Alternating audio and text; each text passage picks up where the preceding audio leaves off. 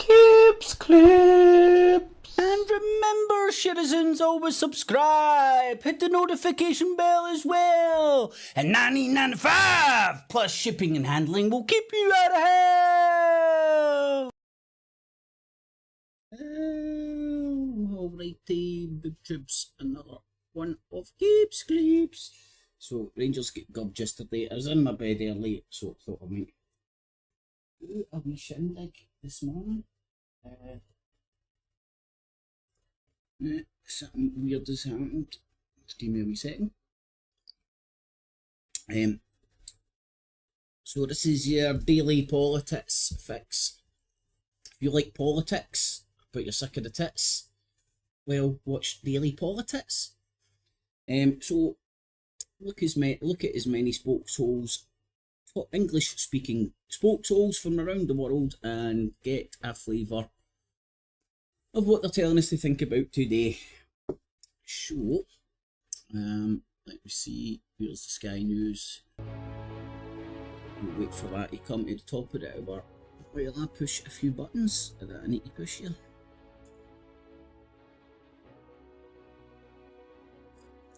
What's going on here?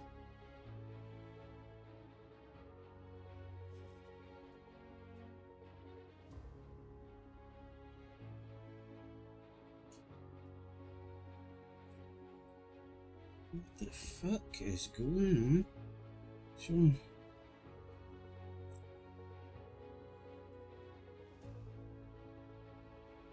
It's the weirdest shit.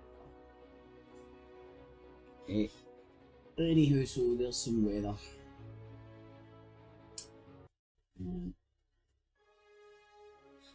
And here's the top of the hour news.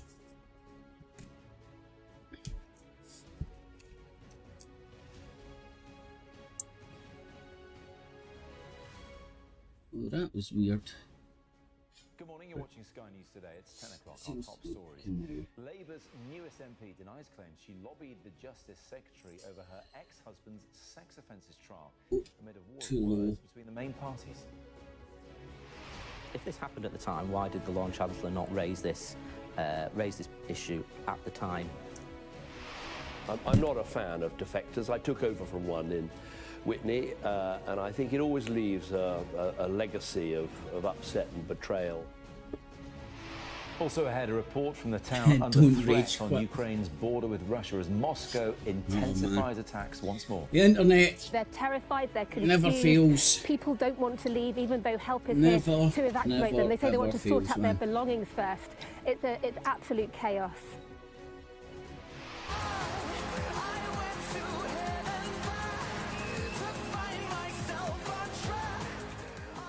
After all the drama of the build-up, I can deal with the mainstream media easily, like in the bullshit on fucking Israel's entry got a big social vote from the media, public in spite of all the fucking protests. crazy. And I love you, but you are not serious people. will Succession bow out with a big win at this evening's BAFTA TV Awards?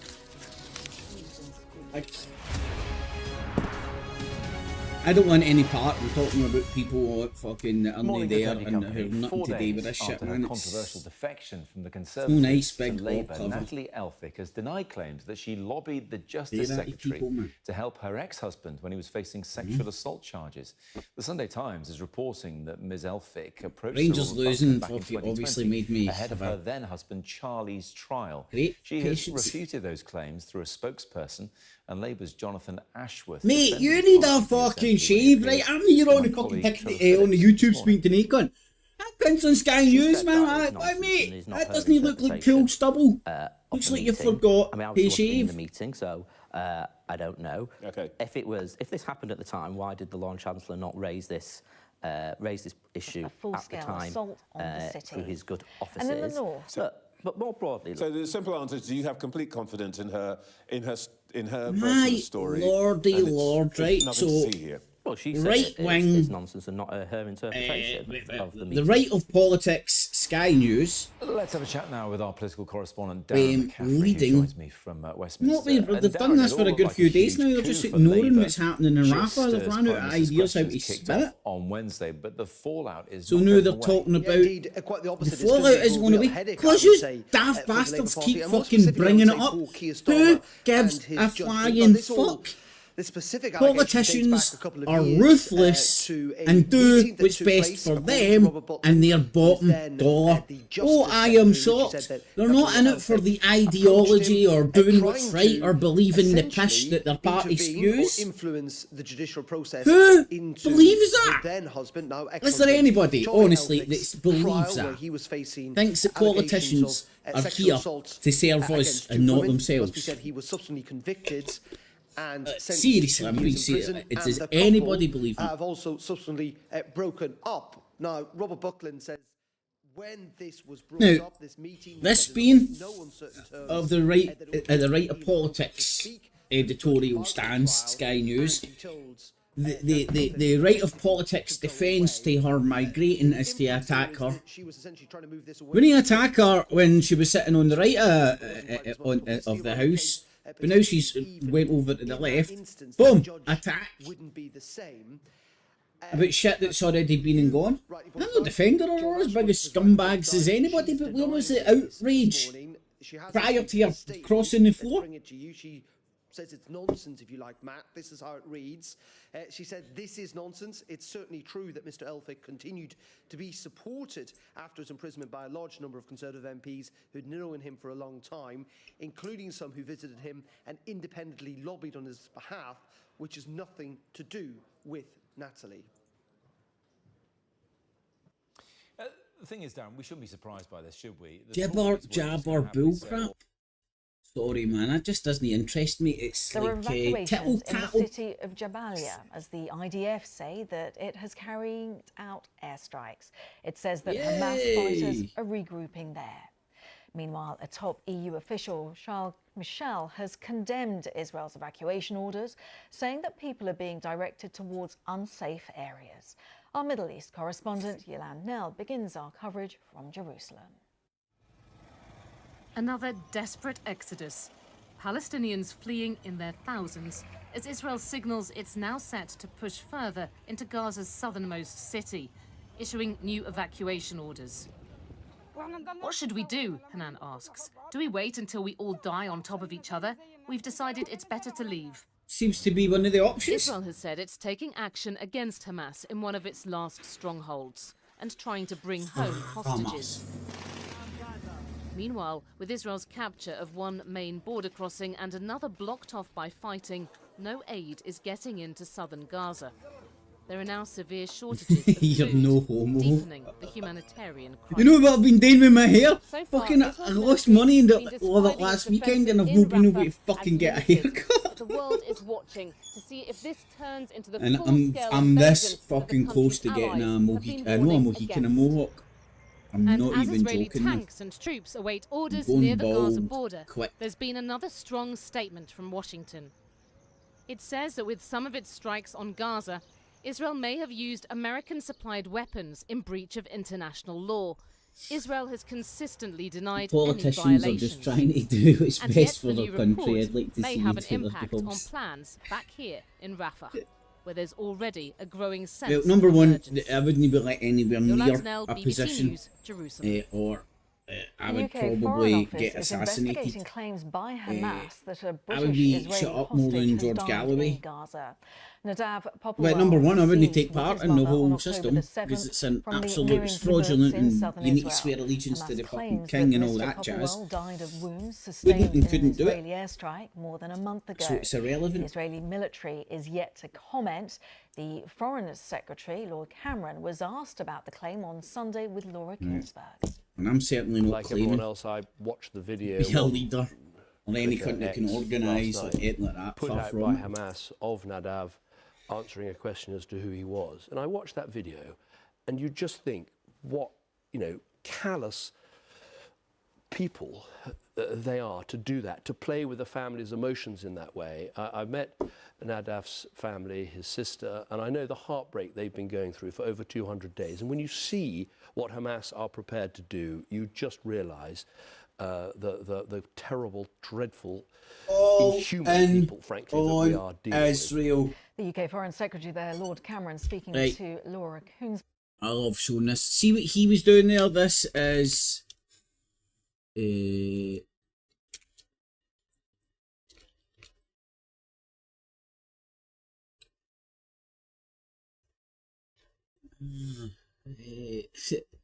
thought that should come up. Oh shit, it was World War One, that's why.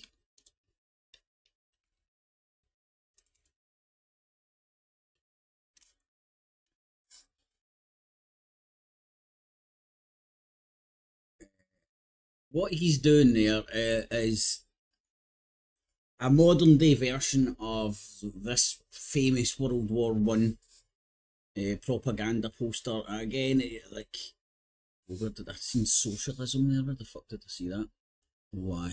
Oh, socialism, monkeys. Aye, they're barbaric, they're brutes, they're barbarians, they're sub-fucking human. Imagine being able to kill somebody like that. It's far more humane to just drop a bomb from fucking hundreds of fucking feet away. Not knowing who the fuck you're going to kill. That's far more humane. Get with the civilised world. Kill people humanely. That's what they're doing. They're arguing about what way it is humane to kill fucking innocent people. That's the argument. Let's get back to sliced when diplomatic correspondent Paul Adams is in Jerusalem. These were claims that emerged yesterday when Hamas, as it has done repeatedly throughout this crisis, released a video in which they said that Nadav Popplewell, who's 51, was killed in an Israeli airstrike. Now, we have absolutely no way of verifying that. We don't know when the video that they released yesterday was shot. We need to be extremely careful about any assertions that Hamas is making about the circumstances surrounding his death, or indeed whether Nadav Popplewell. That basically means, like, don't listen to what Hamas says, listen to what the Israeli state says, and because Hamas are barbarians, monkeys with white women over their shoulder, taking them away with their big bat to hit them over the head and rape them, believe Israel, because they're the only democracy in the Middle East. Granted, they started this democracy by murdering all the fucking Arabs, kicking them the fuck out, importing fucking Jewish people from fucking every corner of the globe, and then going, here, see everybody we've just imported, vote for us. We're a democracy in the Middle East. Aye, granted, we have kicked everybody else out and murdered everybody else, but hey, we're a democracy. Is dead, but that is what Hamas said. We know that his brother was killed on October the 7th. They were both attacked on October the 7th. Their mother was also abducted, but she was released later in the first of the ceasefire hostage negotiations. The Foreign Office, as you say, is looking into this, but this kind of goes to the heart of one of the issues that still divides Israel and Hamas during these tortuous negotiations aimed at getting a ceasefire organized, which is how many Israeli hostages and dual national hostages are there? How many are still alive? Right. Going on here. Because Sky News took away the DVR ability, it's only a live stream. It's available. With us says the carnage is hard but to witness. This is the Ukraine. The Russian surprise attack. How many years have they been at war? People are suffering like this. We help them in any way we can. That includes evacuating those who are willing to go, and not just from Vovchansk, but also nearby villages next to Russia's border as fighting rages. This family only returned to the area after a Ukrainian counter-offensive pushed Russian forces out. I wish I had the ear to hear if they're speaking Ukrainian or Russian. It's all the same to me, to be honest. I can't tell the difference We at didn't all. sleep at all last night. There was shelling. They hit the hospital next to us, and all our windows Sounds shattered. Russian, could be Ukrainian, could be Uzbekistani or something. Could be We have voodoo. our animals there. We have our pigs, chickens, our dogs, our cats. When everything is okay, we will come home. A hope Oh, doubtless yes. held by everyone here. She got a glass eye. But it will depend got a wooden on leg. whether She got a Ukraine glass eye. once That's again can propaganda. reverse the Dynamite. Russian advance. Deborah Haynes, Sky News, Vovchansk, northeastern Ukraine. Well, lines coming from the Ukrainian authorities in the past few minutes actually say that fighting is ongoing in the Kharkiv region. The situation is difficult. That's coming from Ukraine's military chief. So let's get an update now from Deborah in Kharkiv. We're in Kharkiv city, which thankfully for now isn't under Russian artillery fire. You'll remember at the beginning of Russia's full-scale invasion, this city was one of the key targets. It managed to withstand the invasion. Russian forces came across the border here in the northeast. It shares a long border with Ukraine. They managed to take swathes of territory across this region. But then in September of that year, the Ukrainian counteroffensive pushed the Russians out, and this city had been saved. It has since then been under missile fire from the Russians, and there had been artillery strikes, drone strikes in the border region, the villages and the odd town that is close to Russia's border here in this region. But in the early hours of Friday morning, the Russian military launched a significant new assault, reopening a new front in this war. There are battles ongoing right now across that border region, with Russia saying that they have captured 5 villages. The Ukrainian president said last night that there's fighting going on around 7 villages. Ukraine in Kharkiv for us. Well, just across the border in Belgorod, Russian state. I would say that he had a rough night last night, but I've clocked him a few times, man. He thinks he's got designer stubble. It doesn't work for you, buddy. Ukrainian missile strike. You look like a The microphone. city governor says several hundred flats have been damaged in Ukrainian attacks. And a this hook. weekend. Initial reports from Russian media suggest 20 people. Oh, they've already done the hook. You remember that Abu Hamza guy, hook man, who down in London? Tens of thousands of people have marched through the Yeah, capital you've of already Georgia had that protesting villain. a new law that critics Oh, say that threatens free speech. gimmick, The that Foreign shtick. Agents Bill, which Right, some look, have there's called a the Ukrainian Russian law, flag targets getting media, flown in Georgia, non-profit and a organisations EU that receive more than flag. 20% Where's the foreign Georgian funding. flag? Oh, that's just a Tommy Robinson fan. Agent of foreign influence. I believe today Georgia stands at the crossroads when we... Hey, does that not sound reasonable? Anybody running any organisation that's getting more than 20% dough from elsewhere, God knows where, has to register. They're falling out as a foreign agent, their foreign interests. Why is that fucking... Well, I know why. Right, because it's kicking out all the Western NGOs, which is struggling for control and power in Georgia, as the Russian Fed is trying to claw back some of the control that they used to have in that neck of the woods. You know, it's... Here, Queen Camilla has been paying tribute to... Do you notice how quickly they're about to call her Queen? Everybody's on board. It was Queen Concert or Construct or something. Now it's all in on the Queen. Marvellous children's charity. Switzerland's entry, Nemo, has become the Eurovision's first non-binary winner, but the song contest is surrounded by controversy, with the Israeli act being The booed gay in the Olympics, final, man. and the Dutch entry expelled over an incident backstage.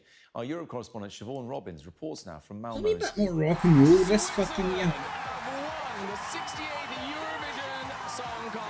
After one of the most controversial Eurovisions ever, it was Switzerland's Nemo that cracked the winners. Do you know how much this kind of stuff scares people? The first Swiss I was also in the bath this morning. I was listening to the podcast No Agenda. Right, they obviously don't have no agenda. Adam Curry, he's the guy that's attributed to. He's called the Podfather, starting podcasts, and he's. Uncle and Auntie are both CIS books. admittedly. Said, like, Who watched the show? broke the code and I broke the trophy. Maybe the trophy can be And, fixed. Maybe Eurovision needs he was talking a little bit about of fixing too every now and then. Eurovision and the Irish entry because she's dressed up like a devil or some shit. I've not even seen it yet. I now want to go and see it. Maybe they'll show it here. And they were like, "Oh, it's satanic, man. Well, you know who runs it, man? It's the lefties. They're all satanic." You're like, wow, man. I used to listen and put that guy on a pedestal for a good few years back in the day. Until the penny dropped with that mob as well, but it's still a great podcast, man. But you just need to know what you're listening to or listen to what team they are. The last second, it was Look, this was satanic. This was pure. He had to fast forward through this because he felt the devil getting into his eyes. You know, stupid shit like that scares people. No politics rule. Oh, they're talking about the witch. Oh, they're all lefty Satanists. It's been total chaos. Why does that scare you? Chaos, but you know what? I have an incredible group of queer friends, and thankfully, my favorite non-binary. The Gay Olympics. I'm so proud of us all. And the top 6 minus 1 were all freedom fighters. But the participation of Israel's Eden Golan was the contest's main source of controversy. Hundreds of pro-Palestinian protesters rallied against the decision to let her compete as war rages in Gaza. I should have been more careful. And while some of the audience booed when she took to the stage, Israel scored well in the public vote. I've been sending good vibes. I've been focusing on spreading love and spreading good energy and getting to know everyone. Yeah. It seemed to have moved off the news. How many are dead? So, over the months, British tragically, the number Israeli of, hostage. So is he British or is he Israeli? Has risen, while the expectation for the number of live hostages has diminished somewhat. And this is a very live issue because the Israelis want much more clarity about what they can expect from Hamas in terms of the release of hostages, alive and dead, in return for a ceasefire deal. Paul Adams there, our diplomatic correspondent in Jerusalem. Well, many parents in Gaza are waiting to get their children out of the Strip for medical treatment. Israeli forces continue to control the Rafah crossing, halting travel and humanitarian access to the Strip. Ruth Abbas reports on the case of one child who's hoping to make it out and is currently in a hospital that's running out of fuel. I can't play the dead body in baby game this morning. But that's definitely worth a... Oh, look, she's only got one arm, man. It's definitely worth a drink, innit? Or is it bandaged up? My God. See, if you didn't laugh... Oh, if I didn't laugh, I'd be fucking crying, man. Look at the tragedy that people get with their Sunday fry-up. Just because they want to watch the news. So... Name and Shame, pro-Israeli website wraps up attack on pro-Palestinian student protesters. This is the online windy-licking war. Like when people with OCD tendencies and radicalised or driven fucking mad with their social media bubbles that they may or may not have fell into. A neat event somehow, some way, fight with some well, be on fucking pro-Israel or pro-Palestine side. Look what we've got worldwide right now. I would see it as no accident, but it's like that's conspiratorial, but it's no surprise. Whether it's been brought around deliberately or not, it's here, and it's. I think it's self-evident that not everybody, but the vast majority of the world's population's now on some sort of... I honestly think this is worse than a desktop. This, I say, obviously goes everywhere with you. I get it. People get phone anxiety when they're away from their phone. That's my phone. Oh, I need my phone. just to have it there, man. And it's, I'm going to consciously do my best to watch myself on that crap, to be honest, man.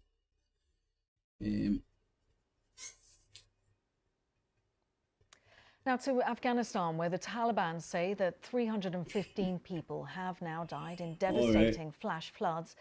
I thought it was going to be a wee bit more terrorism or something. Right, let's see. Well, we've seen what Sky News is saying here. Where is he now? Well, fingers crossed. I will be watching later on. Molly, thank you very much indeed. We'll chat again in a bit. You're watching Sky News Today. Still to come. It's a must-win game. Oh, right, let's see if we can get a couple of hour news from Al Jazeera. So I'm looking for 23 minutes.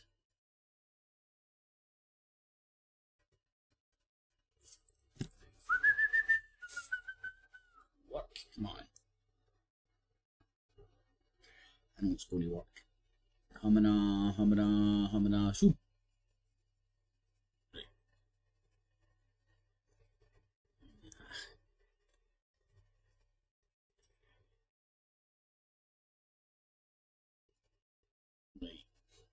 While we were running, our situation is so bad. While we were running, my children and I heard situational. Oh my lord, she looks about 2-year-old herself. Oh, right, I'm not playing the dead body in. Ah, fucked it. I wish there was something I could do technically to stop that. Which could be also seems to stick at some bits and not others. Be more expansion of the fighting in the north of the territory. I'm going to leave it Tarek, there. thank you very much indeed. Tarek, I'll zoom in central Gaza, Deir al-Balah there. Well, in southern Gaza, the Israeli army's issued evacuation orders for tens of thousands of Palestinians in eastern Rafah.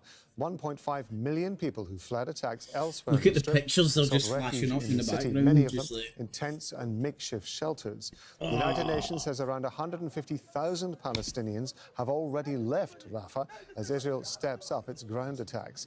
The EU is calling Israel's evacuation orders unacceptable. I'm running out of vodka this morning, so I'm not going to play dead. My children and I ran under fire, and I people honestly died thought in she front of was us. a The child. shrapnel hit our faces. The houses were hit by strikes while we were running. Our situation is so bad. While we were running, my children and I hurt our legs.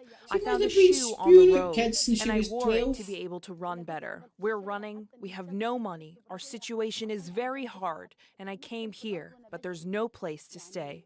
We left, but do we know where we're heading? No, we don't. Imagine the stress, anxiety, lack of comfort. I can't describe for you. Even if my eyes don't tear, my heart is crying. We are sad and depressed. Our children are very tired. We don't have water. We hardly get food. And we struggle with everything. And the United Nations is warning that food supplies in southern Gaza will run out within hours. Israel's blocked aid deliveries in the past week, but humanitarian agencies are calling for the immediate entry of supplies, including fuel. The closure, especially of Rafah Crossing and Kerem Abu Salem, has severed Why were they blurring some of that fuel stuff to supplies and the movement of humanitarian staff. It's also affected the movement of any civilians that could go out. United Nations, The World I'm Food pretty sure Programme they in told UNRWA us. will run out of food for distribution in the south by tomorrow. That means that people will be left only with what has already been distributed in their shelters, in their homes, and on site. As of today, we have 12 bakeries supported by humanitarian partners here in South Gaza. 8 have ceased to operate due to lack of fuel in stock. And 4 that are still operating. I don't like football anymore. I'm going to follow rugby. A lack of fuel supplies has left many hospitals in the area close to collapse. Julie Decker has this report. Let me warn you that some of the images in her report are disturbing. Oh fuck!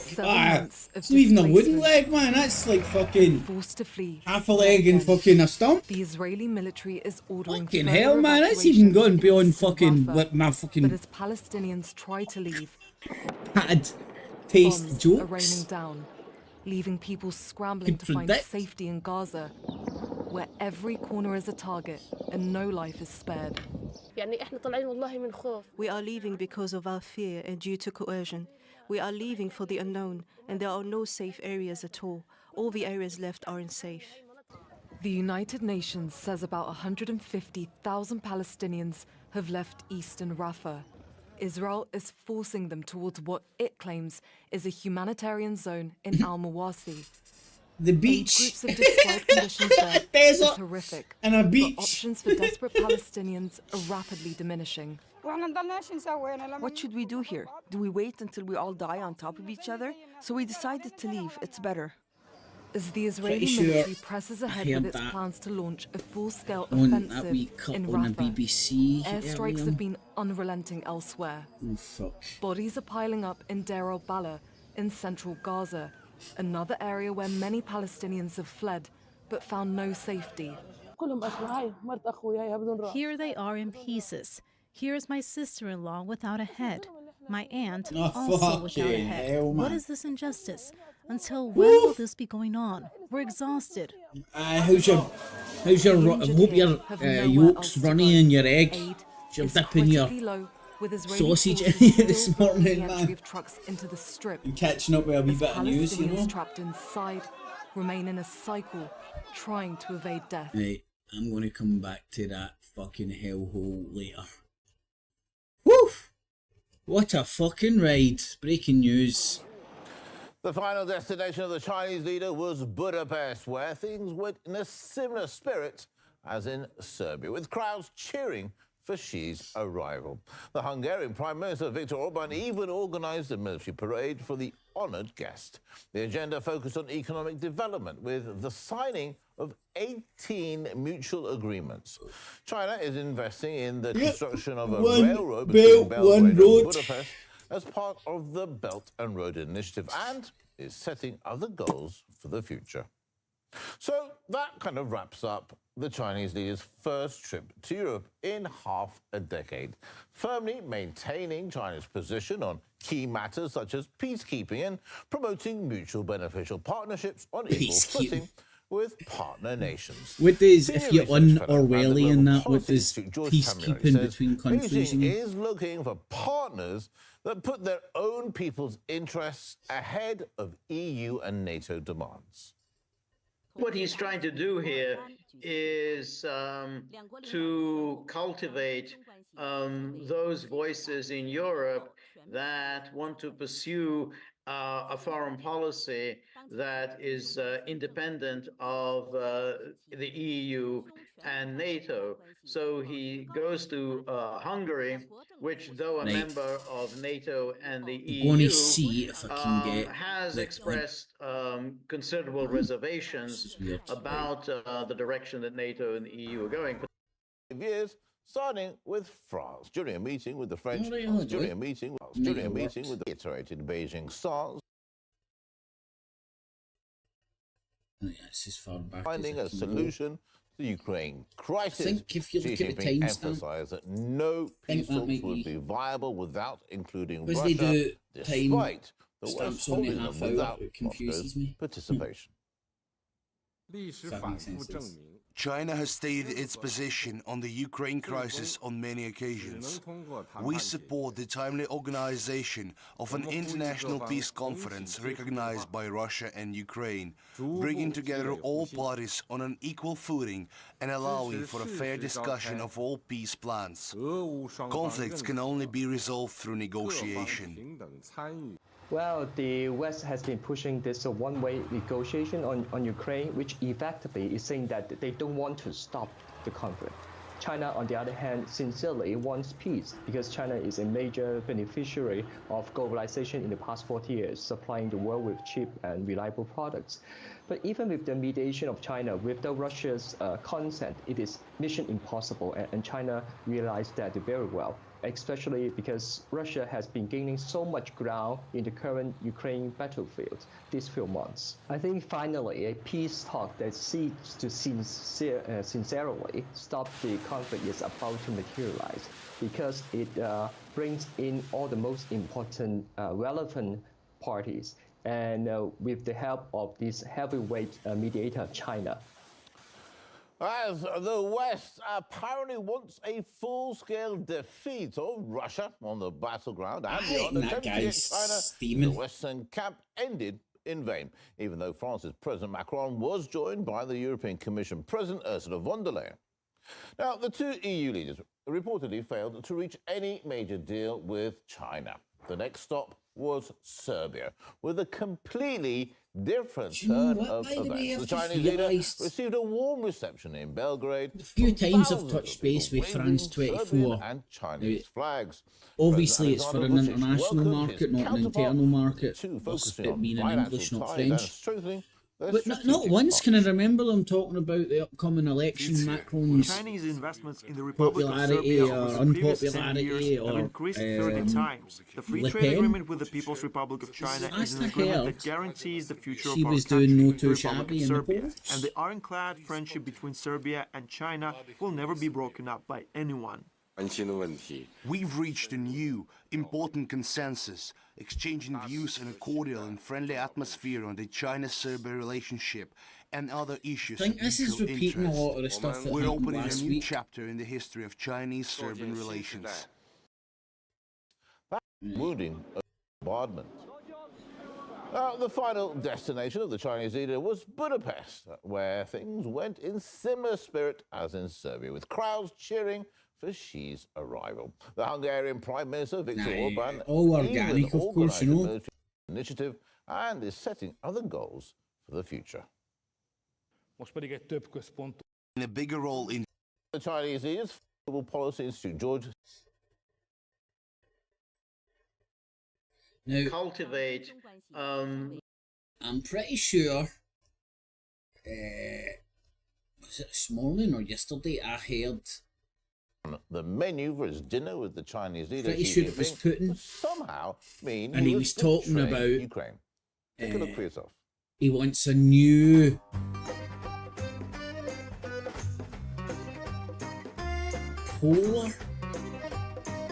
bipolar or something. I can't remember. I can't remember the exact one, but he wants a new polarized, unpolarized, or whatever world order.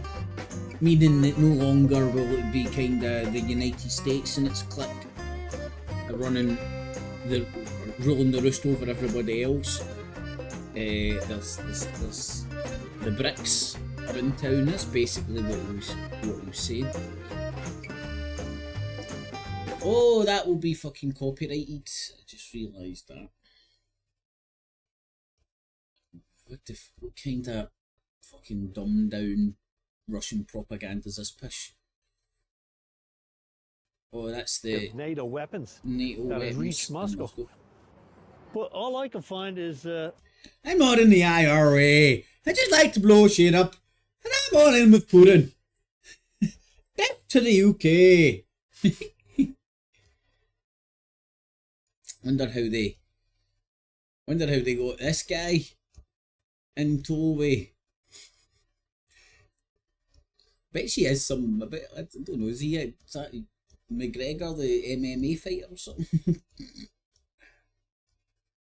A wee bit of Biden bashing. This will be funny stuff. Successful president in my lifetime. But listen, I just wanted to say I was honored to be asked to come to the White House to meet the president, the most legislatively successful president in my lifetime. My God, they're scraping the barrel now. You know, I called him Mr. President. He said, alright. Fuck. He is just actually very similar to this, but Russian centric.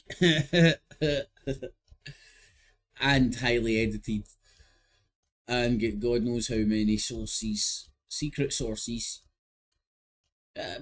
Well, literally, it's no secret. His shit is funded by the Russian government. We've got a wee bit of the rainbow flag in there.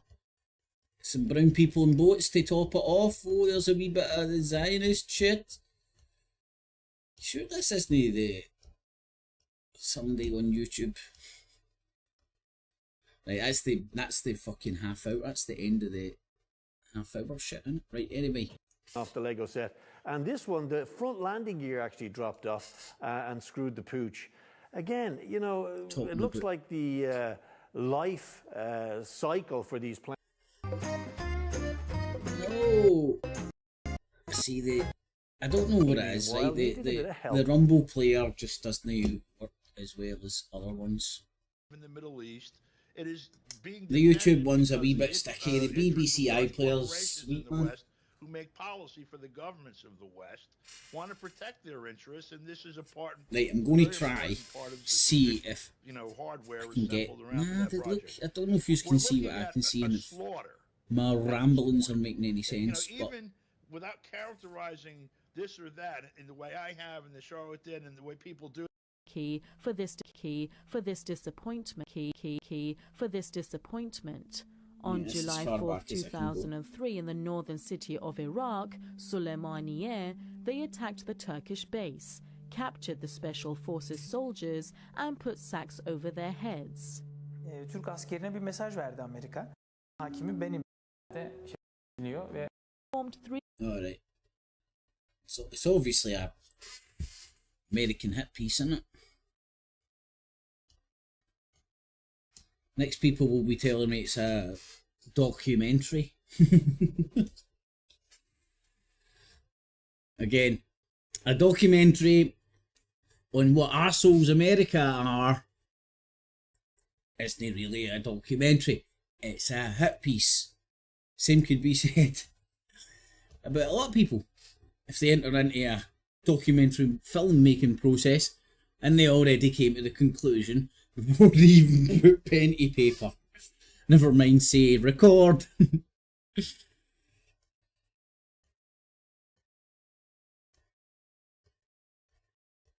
American soldiers, they raped us, they took Viagra, came into our village, passed our wives round like sheep.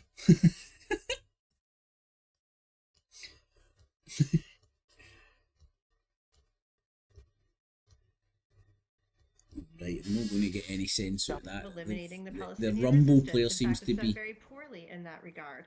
It has not managed to penetrate the resistance, to crack its resilience. Every day they're I'm surprised she knows the word penetrate. Against these invading, occupying forces, killing people. The purpose of the assault has always been an assault It's against colourful the Palestinian jokes people here. as a whole. All And the time. this is why we see what were the military targets that the Zionist regime attacked: hospitals, mosques, schools. It's, oh well, the Zionist dead baby and body drinking game will need to upgrade that.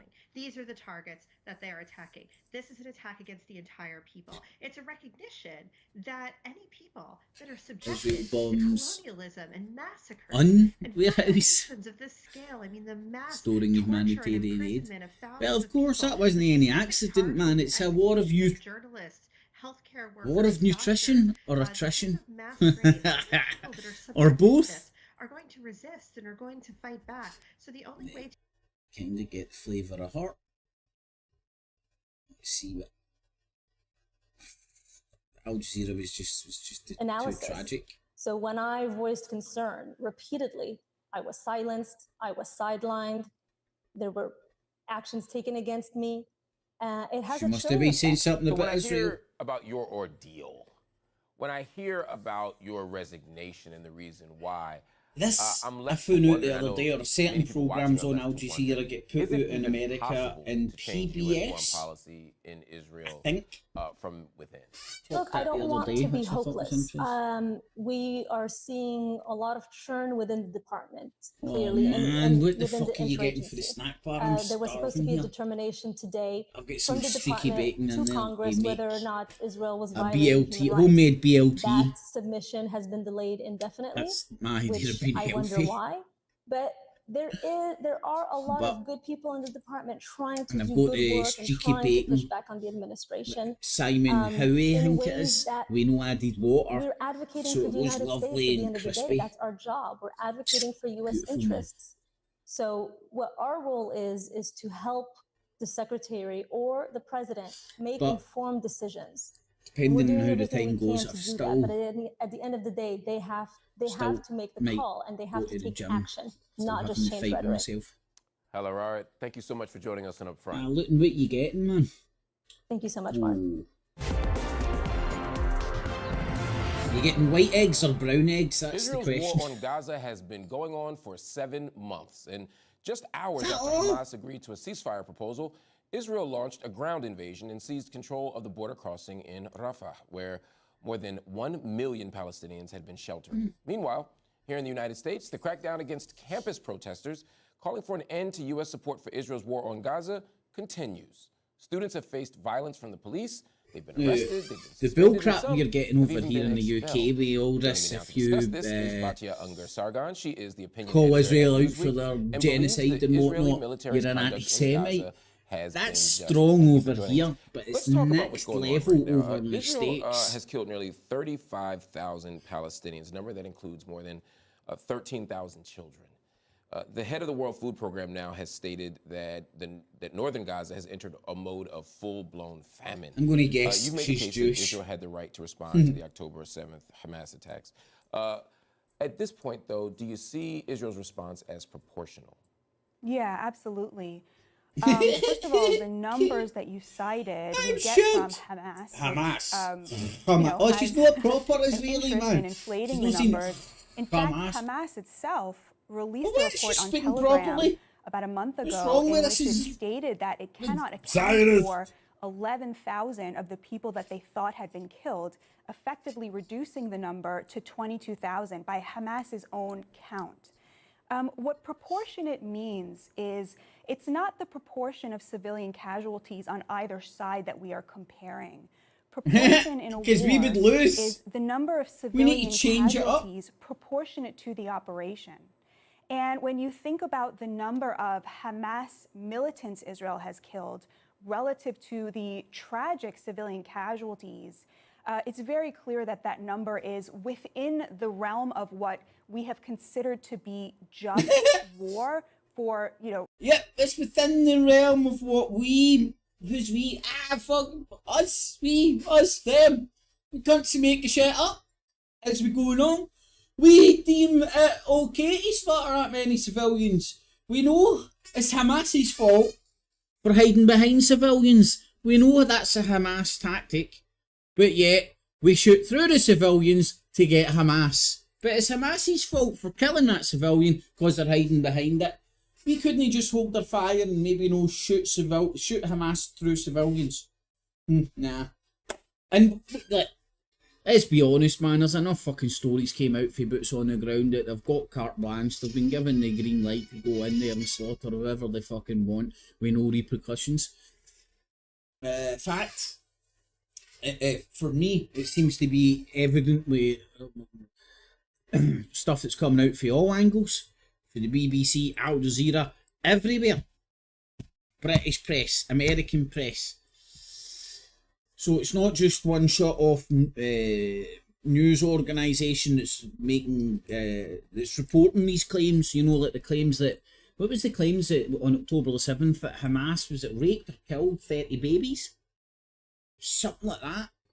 Bullshit, absolute lies, just made up, thrown into the mix just to make an atrocious story even worse. So people get on the heartstrings, and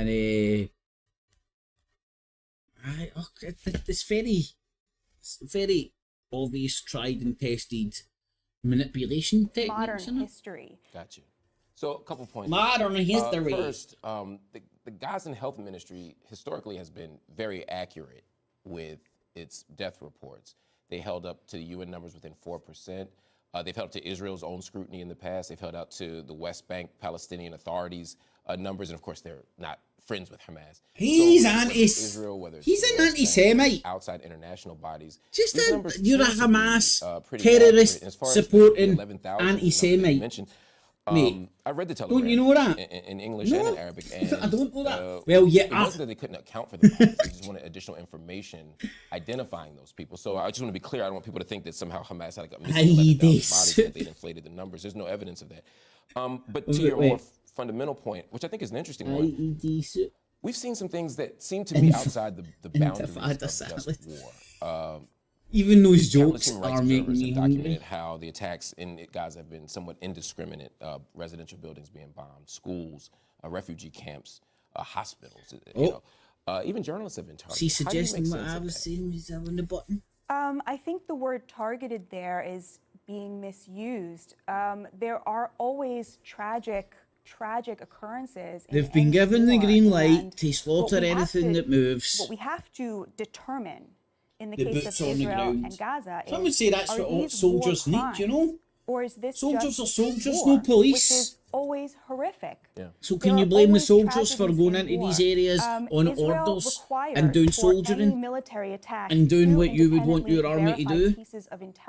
Or do you blame the people or who even more so for a dishing school out or the for a orders? civilian building? I'm curious what you think of the fact Like that the footage of that Israel Gaza has not sign entered a when they went into single Rafah, hospital when they in shut down the Gaza Rafah crossing, in which and they you did seen the not tank find going in and evidence rolling over the that Rafah Hamas sign. had been That's using exactly it what I to would do a if I was certain in a degree. Now, you might tank say and you they've just inflated conquered an the area, number man, of like things that. they would have expected to Oh, find there's there. the fucking They welcome said there to was Park going Keep to be, sign. some huge compound, and that maybe Right they over didn't the find it in fucking some of top these of it. cases. Then a One good time I few saw a box of artillery dates. I cells was right like, into you know, if I look under Breeze a Block hospital City. like a Shifa, for example, and I see, minimal evidence of a Hamas presence there, it makes me say, all right, this isn't a military target. But there's a bigger point here that I wanted to get at, which, to your point, for example, Israel's October 9th strike on the Jabalia refugee camp killed 39. Want to know how much According I'm hung to up the on UN Rangers and Office of the High Celtic right Commissioner now? on Seeming Human you Rights, said Israel provided John no Lennon. Do you know what I military read? objective. They provided no I read advance Neil warning. Lennon. This is an example where this seems to be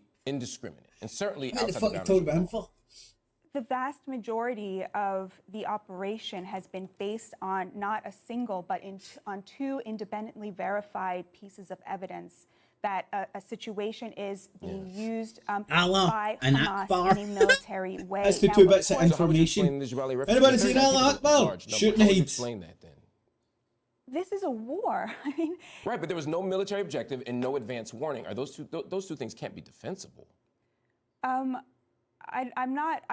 can't recall that specific event, but I'm not trained for this even specific from Israel's question. point of view, they killed 3 hostages in an accident during one of these operations.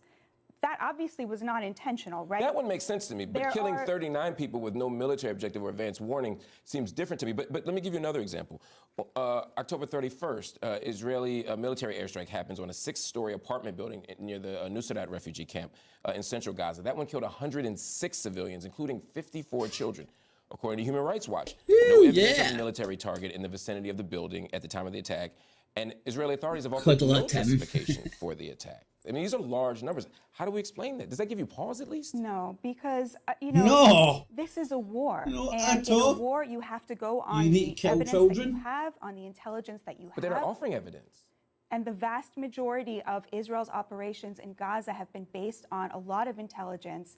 They've significantly weakened some Hamas's haven't. ability to The vast organize majority, and so others have retaliate just been against carte blanche I hear killing you saying cooks. the majority, but let me give you another example. In February, a group of UN special rapporteurs expressed their concern about the, quote, deliberate targeting and extrajudicial killing of Palestinian women and children in places where they sought refuge or while fleeing. Some of them were reportedly holding white pieces of cloth when they were killed by the Israeli army. That's the ones. Was that there all the are- for hostages every that they shot? sort of claim that this is a just war and that, bad things happen in war, there are just numerous instances where there seem to be clear violations of the rules of war, clear violations of international law, clear war crimes being committed.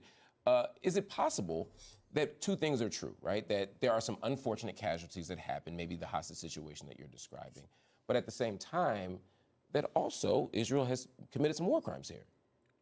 There's probably, at the end of this, going to be evidence that Israel has committed some war crimes. There has never been a war in which there were not war crimes committed. That's but true. that does not get to the heart of whether this is a just war and whether, as I keep saying, the vast majority of the operation has been done according to the rules of international law. But of course, there has never been a war without war crimes, and there will be evidence of those. The shooting of the 3 hostages is, Where of there's course, crime, a very good example of there's one that war even I think crime. Israel would acknowledge. So do you Where there's support that war, full-scale investigation of Israeli there's war war crimes? crime. Of course. I mean, why would we What not, we need is we would not want that? You'd you be can surprised maybe how many tell guests what I've had I've on recently who say started just the watching on Netflix. Let's talk about these campus protests. We I need to wanna get talk about this because that's what's it something called, that's Law and incredibly Order. important in the United States conversation right now. You've referred to students protesting International as, quote, Warfare Intifada Unit. revolutionary wannabes. Send them in to investigate. I mean, it's an interesting turn of phrase. They're fucking monk you said special. that they're a privileged Send him in to Gaza, engaging in and he can walk in. narcissism. Well, they chant Intifada revolution, right? Like, what would you call? I mean, they chant. That's their chant, right? So, I'm laughing because of the Wannabe's part, because like as someone who lived through the actual monk on the Intifada, case. Like, you know what I mean? It's a like good I don't idea, think actually. that they're actually Send monk dangerous, but I think that into they wish Gaza. they were in a way, because they chant Intifada revolution, right? It's like, well, what do you think that means? Like vibes or? It's an interesting question. I guess what I was curious about was you equating the anti-war protests to narcissism and self-indulgence. Yeah. Well, that's the part I'm Yeah, because I'm outraged about it, actually, because the Palestinians deserve good advocates, and this is not that. And the reason I know that is because you got an angry Irishman. The common humanity in every person. He's going on that Colin McGregor ticket, isn't he? And I know that together, this nation angry lesbian on here now. So they have. And he managed to change the nation. To me, what you've got someone there doing the old Judai mind tricks, you know. One step to the left, two steps to the right, the hokey pokey. Is unbearable, you stick it in, you stick it out, you shake it all about. Left a bit, right a bit, up a bit, down a bit, boom, then the shit's gone, you know. Convince the most amount of people in the U.S., but also in Israel, which is like the stakeholder. Why? That's news. I do not know. That this is the wrong way, and here is a different path. And I don't know why, I've got a kind of idea what side of the argument the guy on the right is. Stabbing in the dark, you know? It's my spirit guide speaking to me. Violent, vile, and triggering language to limit the number of people who are going to agree with their cause, to limit it so that they can feel moral superiority over everyone who doesn't agree with them. And I think that that's outrageous. Couple thoughts. The first thing, the difference with the King argument is that MLK was convincing his fellow citizens domestically on a kind of civil response to structural injustice internally. I think that's different than King's response, say, to the Vietnam War. He wasn't challenging the campus protests. When King dies in '68, he wasn't saying we shouldn't be on college campuses protesting the war. You know, but it was our war. Like, we are not fighting in Gaza. We're funding it, though, and that's the argument. We're using our proxy. That's the argument. The human standing army called the Jews. Our tax dollars. We are sending weapons. Oh, that is the attitude of your average Zionist. The Israeli state, and so they're calling for a divestment. Fucking sitting. They're saying we're complicit, and we won't stop. I don't know. I've never actually crunched the numbers. But on the surface of it, from my perspective of monitoring a lot of British politics, American, French to a certain degree, and Canadian politics, but clearly see disapprove of Israel's war in Gaza. Clearly see support a permanent ceasefire. And what happened in the Houses of Parliament recently as well, where the SNPs called for a movement for a permanent ceasefire in Gaza bill. Getting usurped. You clearly, for me, I clearly see do you like ice cream? Do you like my spectrum of information more Christian Zionists that are baldy pinning on a Zionist project and ideology than Jewish ones. But again, I've no crunched the numbers. But I would only go on Britain's a bigger country than number-wise bigger than Israel, and America's bigger than Israel number-wise. And if you look at the real staunch heart militant fucking Zionists, not job, etc., are all high up in the echelons of government. The question was, should America, I mean, the poll that I saw, should America halt shipments? Going on that basis, I would say there's more Christian Zionists. Halting humanitarian aid. All deep on this Zionist project. And if there is more Christian Zionists, it begs the question, why? What dog in the fight do they have? Are they scared all the Jews come back to Christendom? Or is Zionism a vehicle, a body used by very rich, powerful wasps to use the Jews, who they don't like, because they killed the baby Jesus, as a human army? Yeah, but some of them are in. And they don't give a fuck how many Muslims die, Jews die, as long as Jerusalem stays free for the wasps. Architect of foreign policy, that's different. That's where my head's at. That's what I say. That's what Yeah, see? You have to show, though, that it's had an actual impact on the way see when I say what I say. Well, I did earlier. I showed all the. That's what I say when I see what I see. Camps, the hospitals, the indiscriminate strikes that are killing dozens of people. I'm just going to give you an example here. A retired Major General Giora Island, also former head of National Security Council and the current advisor to the defense minister. So this isn't just some retired guy who's just talking from his chair. He clearly stated on November 19th that the whole Gazan civilian population was a legitimate target, and that, quote, severe epidemics in the south of the Gaza Strip will bring victory closer. So even the epidemics in the south are seen as evidence of defeating the quote-unquote enemy. These epidemics aren't happening just to Hamas. Hamas isn't just starving. Hamas isn't just getting sick. He said Israel is not fighting against a terrorist organization, but against the state of Gaza. This is the advisor to the Minister of Defense. Wait, do you deny that Hamas has a political wing that runs the state of Gaza? I mean, the state meaning like the political wing of Hamas? Do you deny that? No, I don't deny that. Here's the problem. If you say we're fighting against all of the Palestinians, they're all a legitimate target, and I'm not fighting against Hamas, but I'm fighting against the state of Gaza. I don't think anyone should say everybody's a target. I don't. But that's what. But I don't need to defend that. I need to defend the IDF's operation. But you don't think there's a connection between Netanyahu? I know that there is no connection between that because I know that the IDF is not responding to what this. They're not looking at Haaretz and Yisrael. This is the advisor to the Minister of Defense. She's on the crack cocaine in the social medias. Oh, give me another wee funny dance. Oh, this one's giving money to homeless people. Oh, baby. Millions and millions Come of on. warnings. I mean, this has never happened in crack history of cocaine in warfare the socials. before, where a military is literally telegraphing to the enemy what they are about to do in order to warn civilians to get them out of harm's way. With kettle G in, now we're going to kill you. Hey, do you like those apples? A military You're is just... literally warning the enemy to protect the enemy's civilian population. We have seen that before. We've seen it in Syria. We've seen it in Iraq. But to the degree that the Israelis... that's a different claim. I was responding to your initial claim, which was that no... No, he was at a football match yesterday. To the tune of millions and millions and millions of messages, warnings, multiple warnings, literally allowing their targets to escape. To I say to baby Jesus every time I walk by a Catholic church. They love this fucking show you his dead body hanging on a cross. Like recognition that people should recognize that happens. So I think this isn't extraordinary to allow civilian populations to escape. No, but the extent to which the IDF goes is extraordinary. All right. Well, unfortunately, we're out of time, so we'll have to leave it there. Batia Ungar Sargon, thank you so much for joining me on Upfront. Right. Let's see if we can Everybody, get that's our RT's show. top Upfront, of our news. We'll be back next week. Right. Can he pause Sky News? Can we pause that? Oh. As rescue workers Some missile search for strike survivors, in the building Ukraine and Russia. collapsed, trapping them inside. Over 100 Ukrainian soldiers are killed and dozens more surrender during a Russian offensive near Ukraine's second largest city.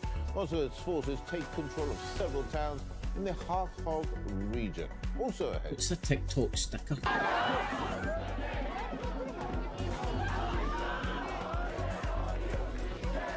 As Israel takes 5th place at the scandal-ridden Eurovision Song Contest in Sweden, multiple pro-Palestinian demonstrators are detained in clashes with police.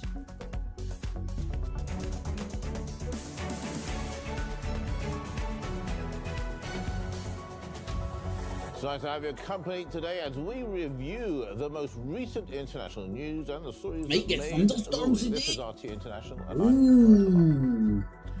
The Ukrainian missile strike has partially destroyed an apartment building. Look, this is me where I can. Look how Casper the Ghost stuff. A surveillance camera captured the moment of the strike on the 10-story building. At least 11 people have been reported wounded, including an infant. And there are fears that dozens... Not the there's the baby Jesus going. Under the rubble. The Bang! And the baby's going. Ukraine used 3 different I'm sure I've seen that in an outfit. residential areas around the city. My God, man. Considering this We stay in Britain. Sky News. Thunderstorms to hit most of the UK in hours. with warning of possible danger to lives. For survivors, the building's roof collapsed. Fuck's sake, the rain's killing us, the thunder's killing us, the sun's fucking killing you, the food's killing us, if you can afford that. The heat's killing you, the cold's killing you, the wars are killing you, the vaccines are killing you. You did it? Oh mother, it's terrible. And Ukrainian attack on Russian apartment building.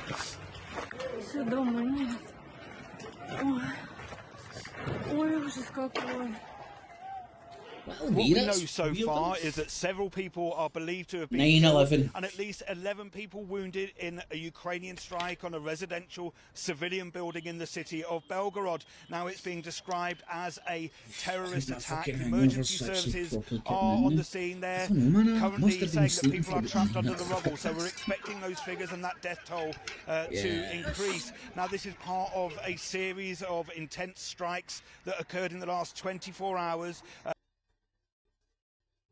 Well, that's them retaliating for Russia hitting them in the north, isn't it?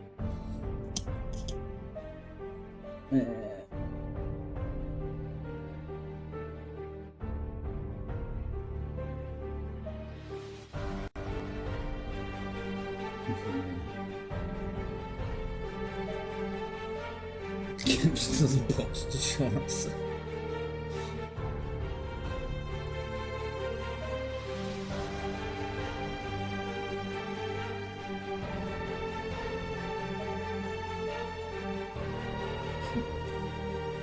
Oh shit, that will be, see all that kind of music, man, it's copyrighted. Rightly so, I suppose, man, you make a wee fucking thing like that, dramatic music. Like, I mean, nothing brings a tickety talk video to life than, like, chickens in the background or something. Oh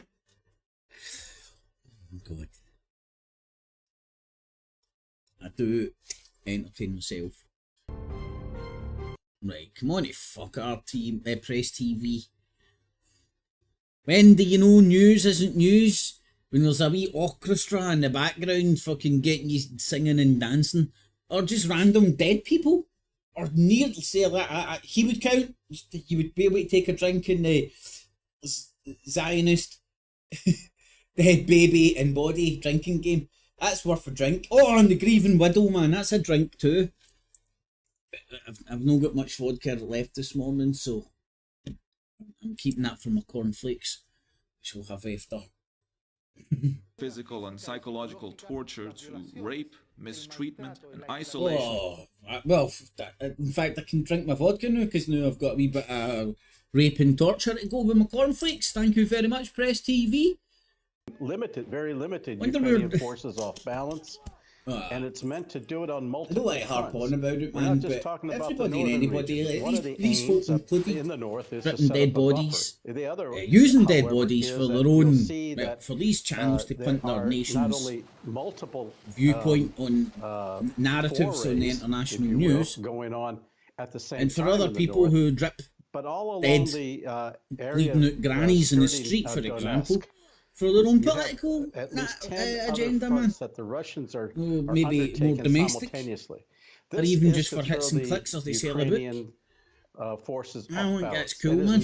It is designed in a very slow, tedious process to maybe when I was so ingrained in the cult, fucking death by 1,000 cuts, 8, if you will, 10, 12 years ago, when I thought fighting the New World Order, the Illuminatis, if we all banded together, everybody's waking up, look, everybody's waking up. And also they slipped into a social media bubble where everybody thought that way, so I thought everybody was waking up when it was just a closed off social media bubble. Which was steered for political purposes, which was very evident to me when everybody started supporting Nigel Farage and UKIP. Multiple pro-Palestinian demonstrators were anyway, detained as they clashed with police. Yay! Police was seen slamming protesters to the ground, binding their hands and carrying them away from the streets. Some demonstrators really seen bad. crying and washing their eyes after law Bad. enforcement used pepper spray against them. Protesters said that police were violent. Hey, I'm sick of the weather telling me it's going to push down, and it doesn't. It's actually just normal. The cops pushed me up, they kicked, and this is the result of the freedom of Sweden. They just used Wait, your good looks are a result of the coppers? for nothing. And even when I asked why I was being detained or escorted away, they were like, "You don't have to answer that," but it's they have to answer it according to the law. I read it on a website. That's what the police have to do. They can't just hit you over the head with a truncheon and drag you away. Oh my god, the police hit me over the head with the truncheon and dragged me away. I'm shocked. You ever fucking met the cops before, man? They took us away, and it just struck me that the emotion that I was feeling is just There's a few realities in the world, right? Unless you're going to town, man, the cops are the biggest gang in the motherfucking about. If you want to go ahead with them and it's a square go, you'll end up rattled, and you'll end up with all their fucking team-handed battering in every legitimacy that they can muster to rattle fuck out you. Well, you'll get some hard time rattled up your arse for attacking the police officer. So when Israel You can argue the wrongs and rights of it. It's the reality since the creation of the force. Alliance of public service media outlets at a time when there's got a major progressively worse. humanitarian crisis in Gaza as a result of More Israel and more trying to liquidate Hamas delocalized. and hitting over Where did I 30,000 recognise her Palestinian from? civilians so Did she far used in to the have a? process. Is it any wonder that Eurovision, She used to have her own show. Was it talent RT show, or something? has now become the latest front in the Definitely standoff 100% between recognised. pro-Palestinian and pro-Israeli. She should join the SMP and become second in command when Forehead Forbes gets in. More people should be demonstrating, protesting, especially now when the EU has allowed Do you know what? Israel By the way, listen to this. in Eurovision. I think I caught this earlier. 30,000 Palestinian civilians so far in the process. Is it any wonder that Eurovision, a talent show, has now become the latest front in the standoff between pro-Palestinian and pro-Israeli virtue signaling battalions? Nailed it. Nailed it. And they're all there because of the virtue signalling that can be amplified through social medias. Again, people slipping into that Facebook page, for example. Look how many thumbs up, man. Everybody fix this fucking me. It's very easy to do, man. Been there, done it. Got a t-shirt. Probably still get caught doing it. And then you end up protesting for all the right reasons, and sometimes not realising. I would argue that you're a pawn of you're a pawn in a part. You're a pawn part of a bigger game. You know, there's people crunching the numbers, looking at the voting demographics, seeing what social media bubbles, how they can control it, what they need to see in these social bubbles to to mobilise these people. Best example is how Donald Trump to this day still trolls what kind of was, I don't know what it is now, it's just a pro-Trump craziness. But it used to be about the truther movement, you know, before it was just like a big echo chamber for pro-Trump Alex Jones gremlins. Anyway. It's horrible what's happening in Gaza right now, and I think a lot more people should be demonstrating, protesting, especially now when the EU has allowed Israel to participate in Eurovision, but not Russia. And I think that's just it's wrong. It's rooted in racism. You never seen Ghostbusters, man. Never cross streams. When it comes to the treatment of Russia and the treatment of Israel, and for that reason, I think it's a hypocrisy to let them participate. The people are here for Eurovision, trying to celebrate. There's nothing to celebrate. You know, I'm going to do deep war. research one day. That means I'll Google it, and if it's on the first page of the search results, I'll bother my arse. But I might look for like a Russian news out. If anybody knows one, by the way, stick it in the chat. Right. And Eurovision is but I might totally look not for flamboyant or kitschy either. Come on, gay! It's the Gay Olympics. Known by their national flag than by their actions, making it inherently a Russian nationalist and political. news agency that's meant for Russians, if that makes any sense. It's for a Russian market. It's for Russian speakers. Addressing the event last year, I guess that was a bridge too far. It was taking place in Liverpool at the time. So that's Ukraine and Russia stuff wrapped up in Eurovision with the Palestine thing on top. Performing semi-final efforts. And there's Nutjob getting involved as he always does. Aye, so she should join the SNP.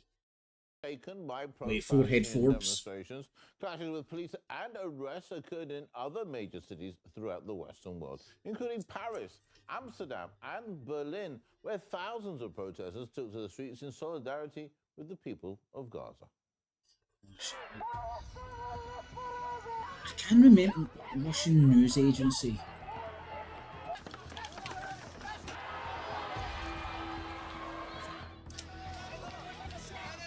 During the period in Cass, police that's custody, what it was. there was a great deal of physical, psychological and verbal violence.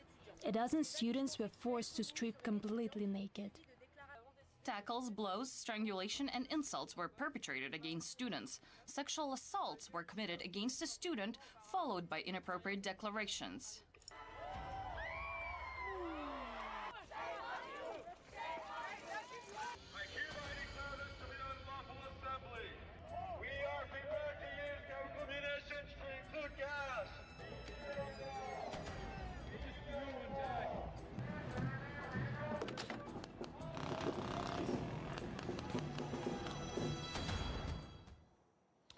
In the US, during the annual Met Gala in New York, the glitz and glamour was disrupted by pro-Palestinian demonstrators outside the venue. Police rushed to make arrests as celebrities, politicians and models posed for cameras inside the Metropolitan Museum of Art. It's got to be one of the gayest news cycles I've noticed yet. Eurovision and then the gala. All marred with those protest things. So I just thought it'd be interesting to... This is a Russian news agency. It's out of Russia. TASS.com. So the servers in the Russian Federation. US allies destroy 4 drones over Red Sea. That's off the Western news cycle, isn't it? 3 people wounded by rocket firing against Israel's Ashkelon newspaper. At least 19 people killed in Israeli Air Force strikes against Gaza Strip. Ceasefire to occur after hostage relief biting yesterday. Police use water cannons to tame protest action. So I'm going to... British national dies of wounds in Gaza, says Hamas Israeli army. Right, so it's just British hostage dies in the West, but it doesn't mention Hamas saying it's off the wounds. Where were the wounds? Sustained in an attack by Israeli aircraft. There you go. So, depending on what news agency you get this from,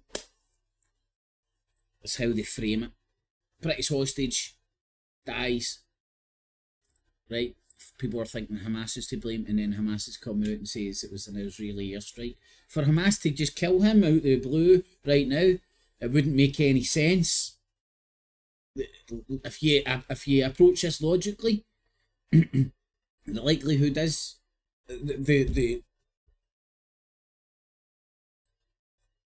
if you're unbiased, it isn't isn't beyond the realms of possibility that he was killed. He was hurt in Israeli airstrikes.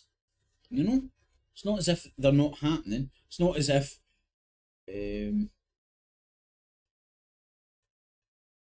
That's pretty good. I knew there was a new Russian news agency out there somewhere. Righty-hoo. Oh, listen to this guy. You know, it was considered more of a formality. He's been hanging out with Sir Keir Starmer. One of the things that surprised me this year is in one of the 3 halls that Putin passed through, so the Georgievsky Hall. Right, this is what was on earlier. Listen to this guy. This is hilarious. Remember, this is if you want the truth and you want independent journalism, come to RT. It's not a mouthpiece for Putin. This was the first hall that he walked through. Listen up. They cheered the ambassadors just as loud, if not louder, than the Russians. I mean, you can watch the videos. They all had their cell phones out. They were applauding. They were clapping. They were cheering. And these are international ambassadors at perhaps the most challenging point in Russia's modern history, at a time when the Western world is patting itself on the back for isolating Russia, and you have all of these ambassadors cheering Putin's re-election. I know that you've been named as a trusted representative of the president in this past election. That sounds like quite a big deal. What exactly does that entail? Well, chief propagandist. By Russian law, I had to take a sabbatical, so take unpaid leave from work.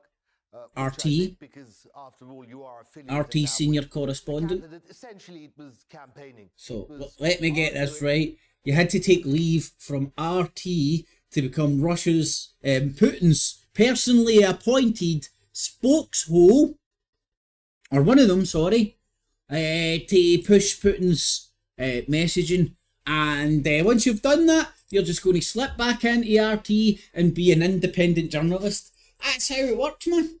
That's how it works. Nothing to see here, folks. Remember, RT tells you the truth, because it tells you what you want to hear. Why Putin is better than the communists or the new people, the Liberal Party, or the Liberal Democrats, LDPR. Sounds like him and Putin were having good cocaine parties. After all this time, so many years of Putin, why they should vote for Putin again. And I can tell you it was very simple. What we had to do is say, look at the state of Russia. Look back on the state of Russia 20 years ago. Listen to my goals. Very real risk of collapse when the country's in the doldrums, when the country depended on humanitarian aid to feed itself. And look at Russia now. Russia is changing dramatically. And the people, this is among the people. This isn't among the elites. The elites are following the will of the people. And ultimately, what Putin said is, it's been a long time since I've monitored RT's output, right? So on Sunday, did they just do reruns of the shit they done during the week? We have a 1,000-year history during which our ancestors persevered. Listen to this. Is that scaring you? 1,000-year Reich, 1,000-year history. Difficult path, but with victory. This is Putin's personally appointed spokesman. It's he gave up that role now. He's just took up. That's live, right? I get you. Drunk potato head. World War II. Commemorations of the unwavering resilience of the Soviet people and their triumph over fascism took place all across Russia. RT had special coverage throughout the day from central Moscow.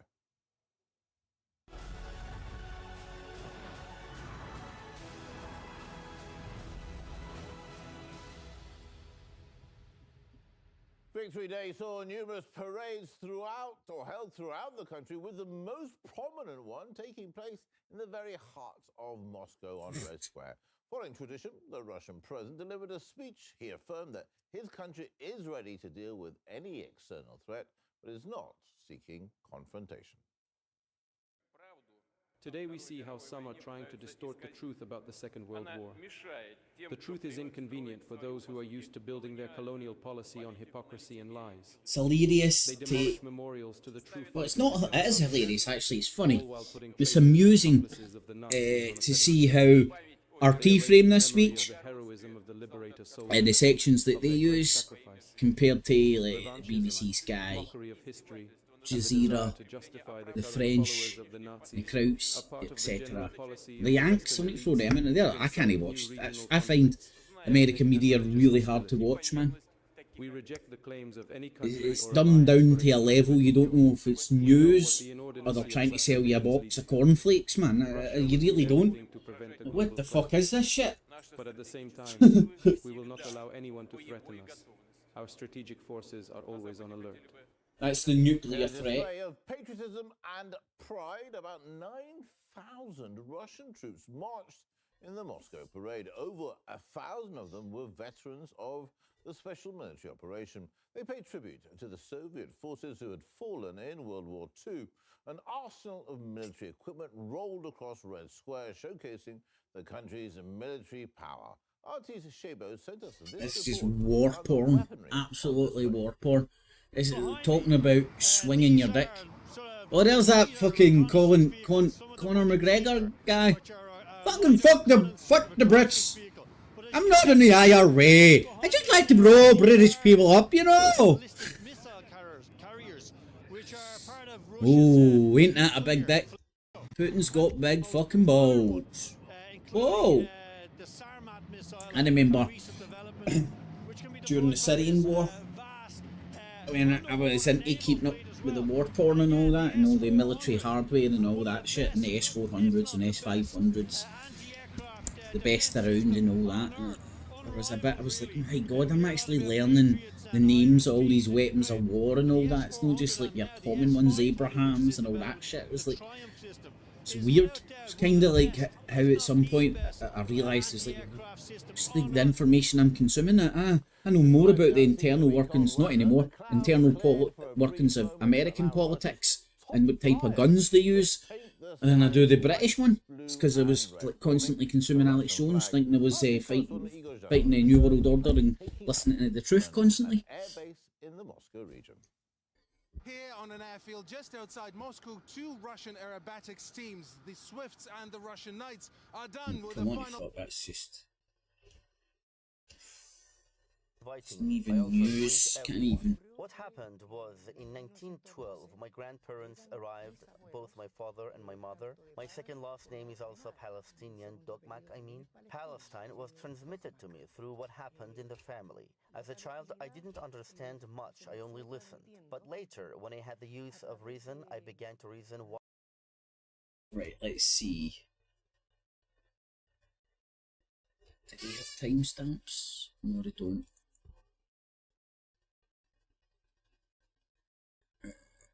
City Hall. Okay, doke, so... I'm looking forward to the next one, the federal election next year. I'll actually be able to read the campaign posters the parties put up around the city, and they'll have a new meaning for me. Berlin. Ukraine says it's sending reinforcements to Kharkiv. Kiev attempts to strengthen its positions as Russia claims gains in the region with its surprise offensive, prompting mass evacuations. Also coming up, Switzerland's Nemo lifts the prize at the Eurovision Song Contest in Sweden, winning with their song The Code about their journey as a non-binary person. Right, I think I did manage to get the top whatever news there.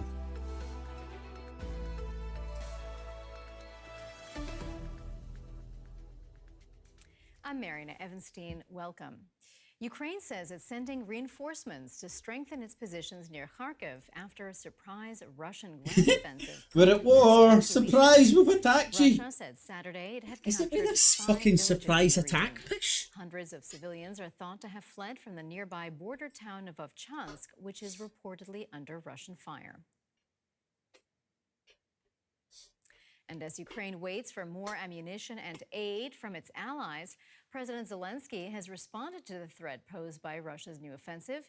He's called for steely resolve from his armed forces and is deploying reinforcements to the emerging new front. Our forces must achieve maximum results. We are the greatest, we are the biggest, we are the best. Long live the Ukraine.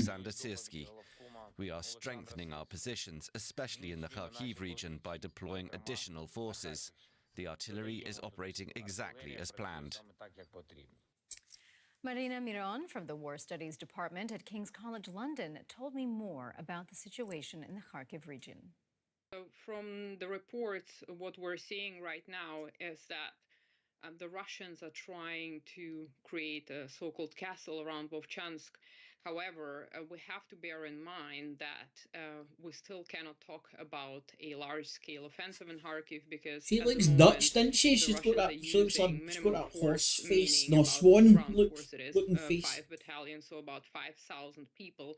So it is not clear what is going to happen. However, it did trigger See if she's Dutch. that the I've Russians nailed were it. hoping for, namely the fact that the Ukrainian command has sent reinforcements, and the choice for the Ukrainian command is difficult because they have to get No, people Donut from seems to other be coming in a directions wee and bit send them on to the low Kharkiv, side.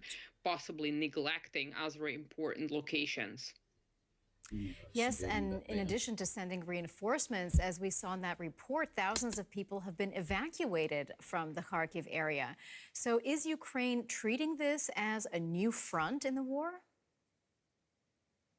Yes, potentially Ukraine is treating it as a new front, and there are fears that the Russians might also try an incursion in the Sumy Oblast. However, we don't know what is going to happen because we also have other directions. We still have Chasiv Yar, we have Zaporizhia. We also have to remember that the Russians had a breakthrough in Avdiivka, which was an important line of defense for the Ukrainian armed forces and was a follow for Cheretine. It could be possible that the Russians will be trying to develop their offensive in the direction of Kurakhove and Pokrovsk. So that is also an important logistical point, meaning that if Ukraine sends all the reinforcements to Kharkiv and possibly Sumy in order to stop the Russians in their tracks there, these important directions will be lost. And the idea for the Russian forces would be then to cut the front in two and to cut the logistics and communications for the Ukrainian armed forces, for the groupings. Well, Kyiv has long been asking for additional support, and now we have this delayed American aid package only now starting to reach the front lines. So is this going to help Ukraine gain ground, or is it going to be a case of too little too late? Well, the first question we have to ask ourselves is the kind of aid that Ukraine has been receiving from the United States, is that what they actually need to defend against the Russian offensive? So they have received already ATACMS, but the ATACMS in themselves do not enable the Ukrainian forces to properly defend, and what they need are armored vehicles, they need artillery systems, they need artillery ammunition and air defenses, and all those are missing. Again, we have heard reports that there is some delays with artillery ammunitions coming from the Czech Republic, and these would be in Ukraine by June.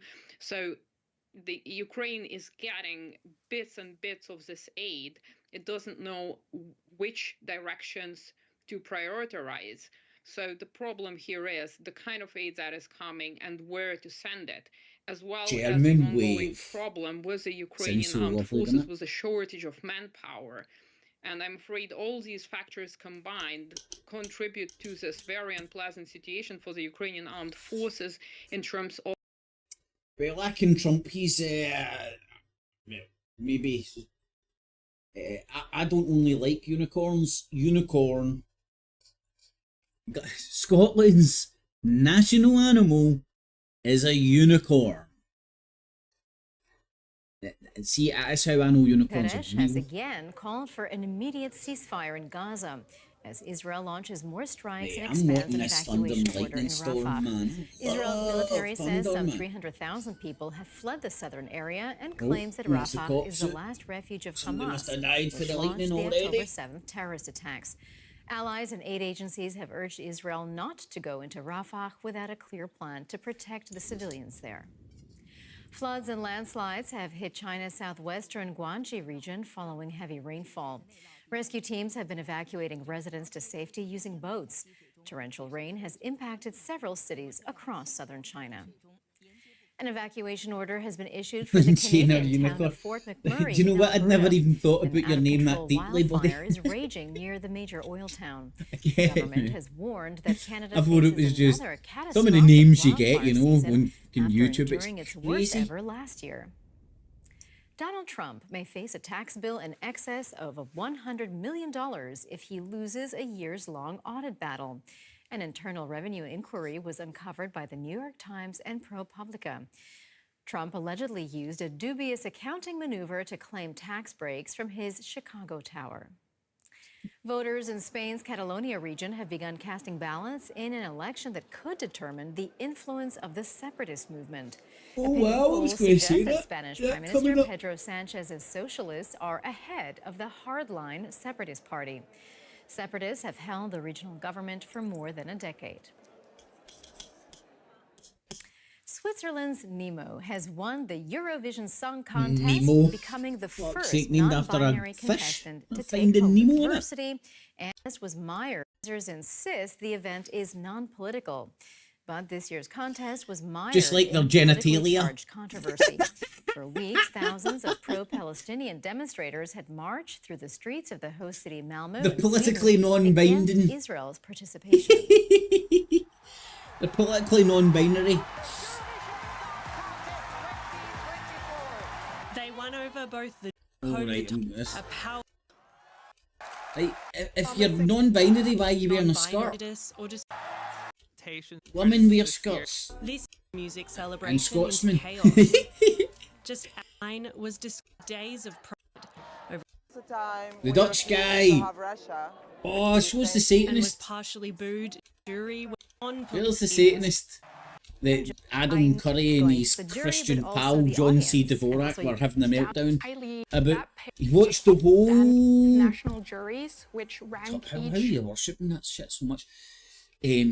So the No Agenda show, Adam Curry, who's of a CIA spook family, the Podfather, but they have no agenda. Oh, honest. He had to skip through it, had to fast forward through the Irish version, man, because she had horns and oh my god, it was satanic. You could feel the devil getting into his brain. Wow, wee man, that's how programmed people are with religion. Unbelievable. Oh, something. Ukraine says it's sending reinforcements to the Kharkiv region in the north of the country. That's after a surprise Russian offensive in the region. Kyiv is Christianity is attempting getting to replaced. strengthen its positions after Russia claimed gains in the YouTube region, mostly shows me provoking live stuff mass from India. evacuations. Why not, man? Big place. That's the latest on DW News this hour. Up next, our reporter program asks You an know, you're saying that, all-important man. question. I guarantee there'll be an English-speaking Indian Find out news right after the break. I'm talking Ariana hole out Evanstein. there somewhere. Might try and find it. It's on my to-do list. If I can resolve the problem with deep research, the first page of Google search results, I might do it.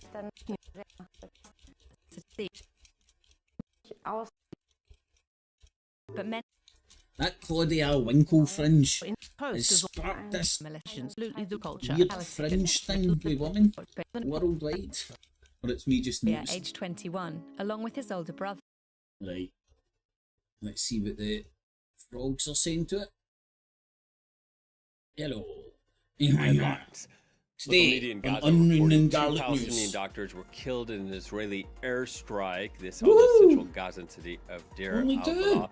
There were among some 24 killed in overnight strikes in the war-torn Is it a enclave. double tap?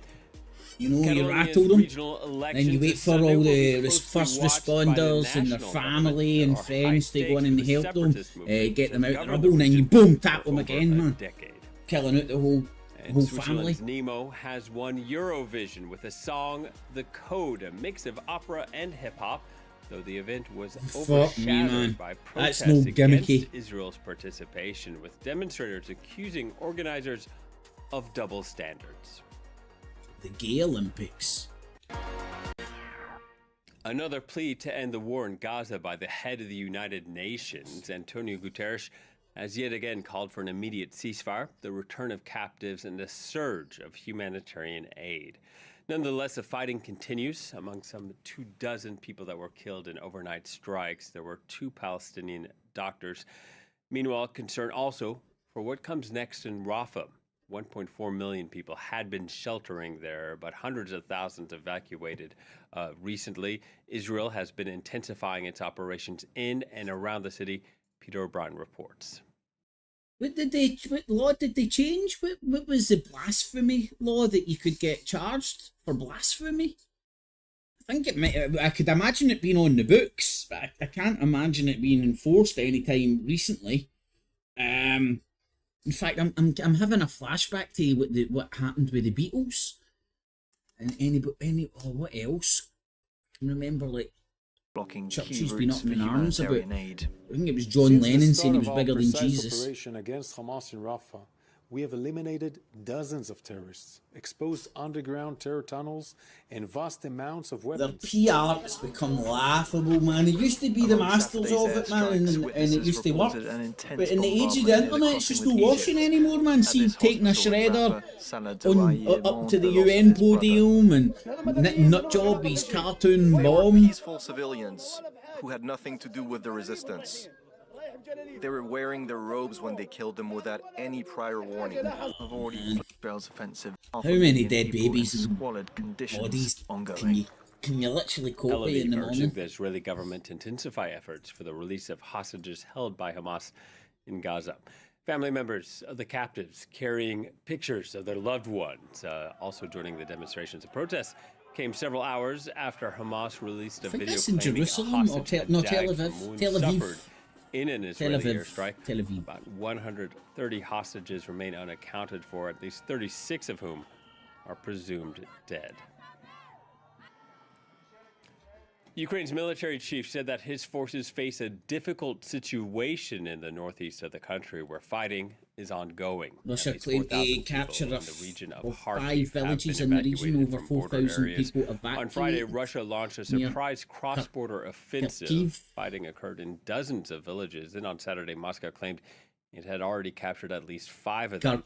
Following the incursions, Russian authorities blamed Ukraine for an attack in the Belgorod region. Officials said that a section of a residential building collapsed, killing at least 7. The roof also falling down on rescuers.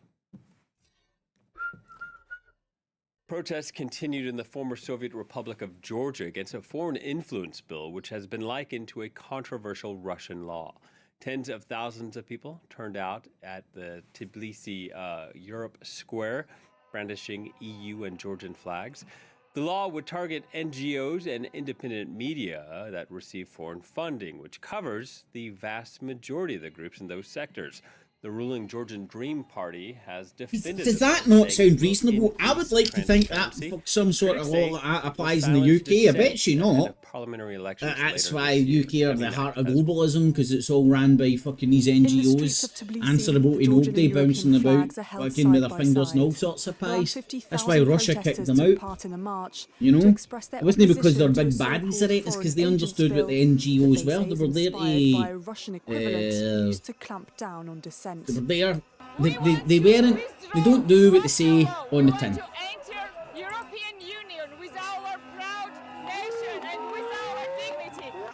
The EU has made it clear the bill would harm Tbilisi's ambitions of joining the bloc. We don't want to be part of Russia. We never wanted to be part of Russia, and it has always been and always will be She seems American. to be part of Europe, to have European values, and to She be seems free. fucking Yankee Doodle Dandy. Organisations receiving 20% of their funding from abroad to register as agents of foreign influence. That sounds Critics reasonable. say it mirrors a repressive Russian law and targets non-profit organisations as well as NGOs. independent media. Georgia was granted Independent EU candidate media status funded last from December, abroad. and polls suggest about 80% of the population So, is in favour of joining. If the German government pays for somebody to go into Georgia and start up all these groups and all that, it's unreasonable for them having to declare themselves as a foreign fucking agent. The country's figurehead president.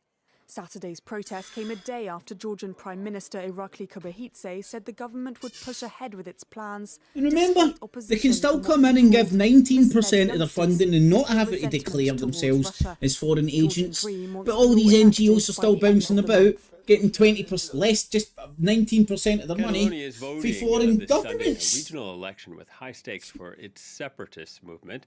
More than 5.7 million voters are eligible to choose lawmakers for the regional parliament based in Barcelona. For over a decade, the wealthy Spanish region has been governed by parties which back independence for the region. Whatever the outcome, it is expected to reverberate in Spain's national politics. Earlier, we spoke to journalist Mark Naylor to find out more. It's significant on a regional level, but also on a national No level. heard any of It's any of been this 7 in years now since the Spain, British and Catalonia American held a press vote yet. on independence. That vote They've was obviously declared illegal in got their own advance by pish Spain's constitutional court, they so it's an talked about. incredibly controversial vote. And there's been no This is a very stupid question. I real think I already know the litmus answer. test of Spain is in part terms of the European Union, isn't regional it? polling in Catalonia, regional elections, of how Aye, it people is. now feel about independence in the region. So today's vote is going to show us brain whether fart. support It's for just- Catalan independence you always has think of stayed like more or sort less of the a same, dropped Germany, or risen since that 2017 France, vote. it's the big hitters in the European The Union. national aspect France ain't comes no in light- because Pedro Sanchez Spain ain't himself no lightweight, I leads suppose. a minority coalition in the national parliament, and he's heavily reliant on the votes of Catalan separatists to pass legislation. So the danger is if Catalan separatists feel they're not happy with any governmental arrangement that results from today's vote, they might well punish Sanchez for that in the national parliament. So yeah, very important both on the regional and national levels. They're very divided. I mean, the whole reason for this election in Catalonia is because the current Catalan government is basically unable to rule effectively. This vote was not meant to be happening until early next year. And it was called because the current president of Catalonia failed to pass a regional budget for this year. So that shows you how ineffective his coalition has become. And in fact, it's not a coalition anymore. Sorry, I should have said, because his coalition partner, another pro-independence group, actually quit the coalition back in 2022 because they just couldn't agree on how best to go about securing Catalan independence. So all of those problems would arise if Catalonia sees another pro-independence coalition result from today's election. They simply can't agree on the best way to go about it. Heavy rain expected this Sunday in Brazil's Rio Grande do Sul state, and authorities warned of the risk of more floods and landslides.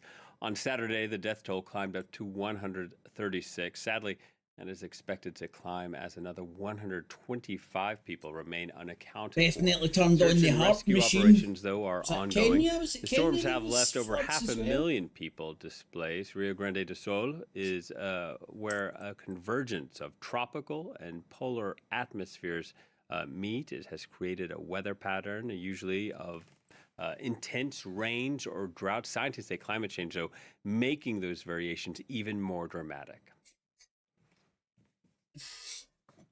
Cuba held its annual Pride March. Hundreds of people taking part in Havana. A lot of This year, people the event, think though, also showing support for it Palestinians was a after meteorite 7 months of that took Israel's out the war dinosaurs. on Gaza. Charlotte Hughes I disagree. I think it was they were so big and they ate so many plants. It was them farting. Music, dancing, Obviously put a and hole in the bright ozone outfits filled the layer. streets of Havana as Which Cubans changed the gathered for climate annual and killed the LGBT+ dinosaurs. Pride March. Makes perfect sense.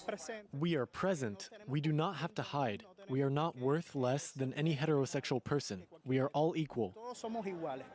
In 2022, Cuba voted to legalize same-sex marriage in a national referendum. It saw around 2/3 of voters give the green light to reforms in a new family code, also allowing gay couples to Whereabouts is adopt that? children, which saw That's gay somewhere people put an some in the crowds. ex-French colony. It is its 8th month. Oh, Waving Cuba or something, Palestinian innit? flags, some demonstrators called for an end to Israel's military operation in Gaza. The march has been a tradition for 17 years on the communist-run island, which, in terms of social policy, is one of the most has won American Always knew those commies were all gay. Swiss singer Nemo has won Eurovision with the singer leaves first teeny not me, Celine man. Dion. Looks like Big Bird in a song skirt. is about struck a chord. Fucking stupid, fucking Israel frilly. uses contest his flag. Streets in the region was Oh, it shows the Satanists' worship of Ireland. Yeah. That'll make people think that Eurovision's a satanic conspiracy. It's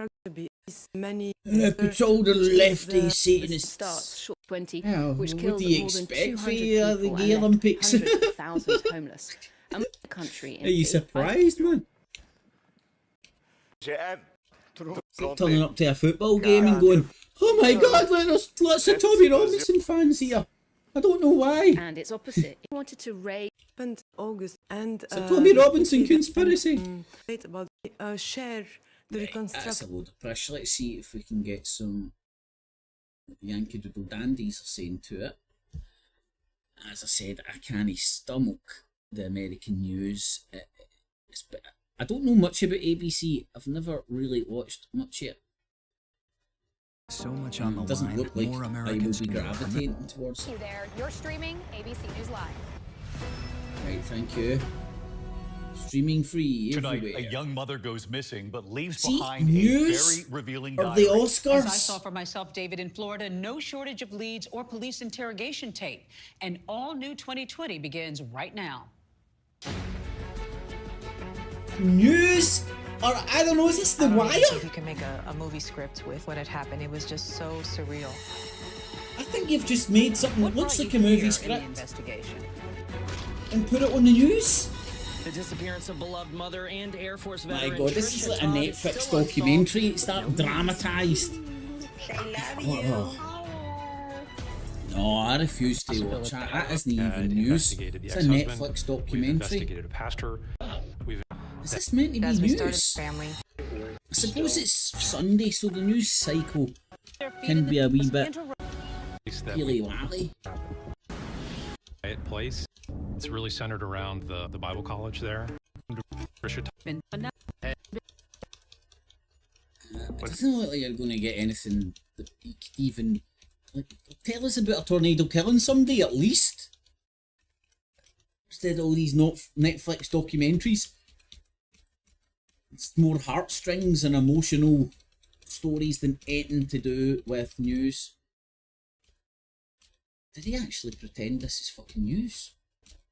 Was that Michelle Obama?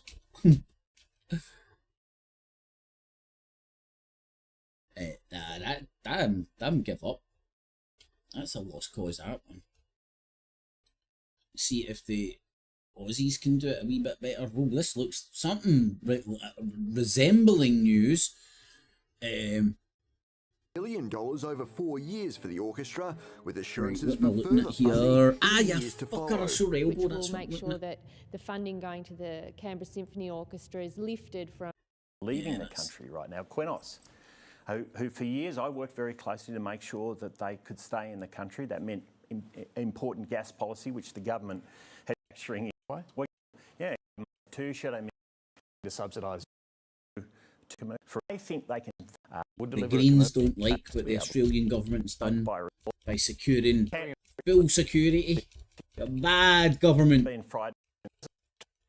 Reserve Bank. The Reserve Bank's enormously important to making sure we get low inflation and low interest rates in this country. They get a timestamp on this. Peace process. Oh, they have it got a could timestamp. occur as part of a peace process. Canada. I mean, Oh, right, so it's like a morning or late night. Well, Australia, what time will it be in Australia? Private sector. Coalition. Either be extremely early morning or late night news, I would imagine. With a lot of this, but also a lot of, we've got to get the basics right, energy and industrial relations. That's going to solve all sorts of problems. But their energy. What time is it in Australia? So I don't think 10 to 9-ish. any wiser either. So late night. About structural. Does that make an argument for Australia to do the same? Peter Dutton doesn't need to claim What's been said in the past. an independent reserve bank that is effective at I'm getting confused. inflation. Comes to the on a little what we heard there, Nikki. Any he was doing an interview. So this is a late night. I guess tent poles Well, or markers. Sunday, that the late night coalition need to Sunday. give when it comes to the economy. Not really. Show. No, I didn't hear So you can, if you're anything aware of much in the way of the kind of same show you'll get in detail your own country. Generalities about The Age and Sydney Morning structural Herald. surpluses, but how do you get to those? We didn't really hear. And on tax, A lot of I internal don't. politics. Right. They're seeing. He's that this has energy expensive in Australia, especially in the initial phase, because we're very inside. Cold interview or not, you know, same private strategy. Of course, we have. I mean, this. Figure this out. I was supposed The news week for Floyd. What about the koalas? Bit of a significant moment. I think the first time I've ever seen Peter Dutton get very cuddly What with about the koalas. But so I mean, Only in that's where the Australian new news. energy debate is, It's right? going to be. It's And different from the way it's. Why the fuck are they getting koalas into the energy debate? This is Hear something about the Prime Minister kangaroos. flagged a few weeks. Oh no, this isn't Reviewed as news. It's progress from the October. Versus Bumble. well, late night Sunday TV and all, isn't Sort it? of interest. So, So I'm assuming their ABC isn't a 24-hour news channel as such. They kind of shows as well. You know, that's what it looks like. Such as Make me foregoing a hungry. daily meal in order to afford heating or rent. We found this before the COVID pandemic, before prices went up. So we'd like to see the government increase the rates of the payment whole so that Western everyone world- in Australia can afford a healthy Everybody diet. says cost of living, Tuesday's federal COVID, the budget brings some economy, relief. yada Selena yada Ross, yada. ABC News. I say it's a wartime economy. The governments are having to plough their money into fighting the wars in Ukraine, Syria, Israel, etc. And they've got no money to feed their citizens anymore. To 18, the Roosters cruised to a 22-0 lead within the opening 15 minutes with 2 tries each for Dominic Young and Angus Crichton. The Warriors put up a fight in the second half, securing 3 tries, but it wasn't enough as the Roosters continued to extend to their lead. The win pushes the Roosters to 5th on the ladder, while the Warriors are winless Oh, in shit, their past that will 5 probably be copyrighted up with shit. This It's not even sport.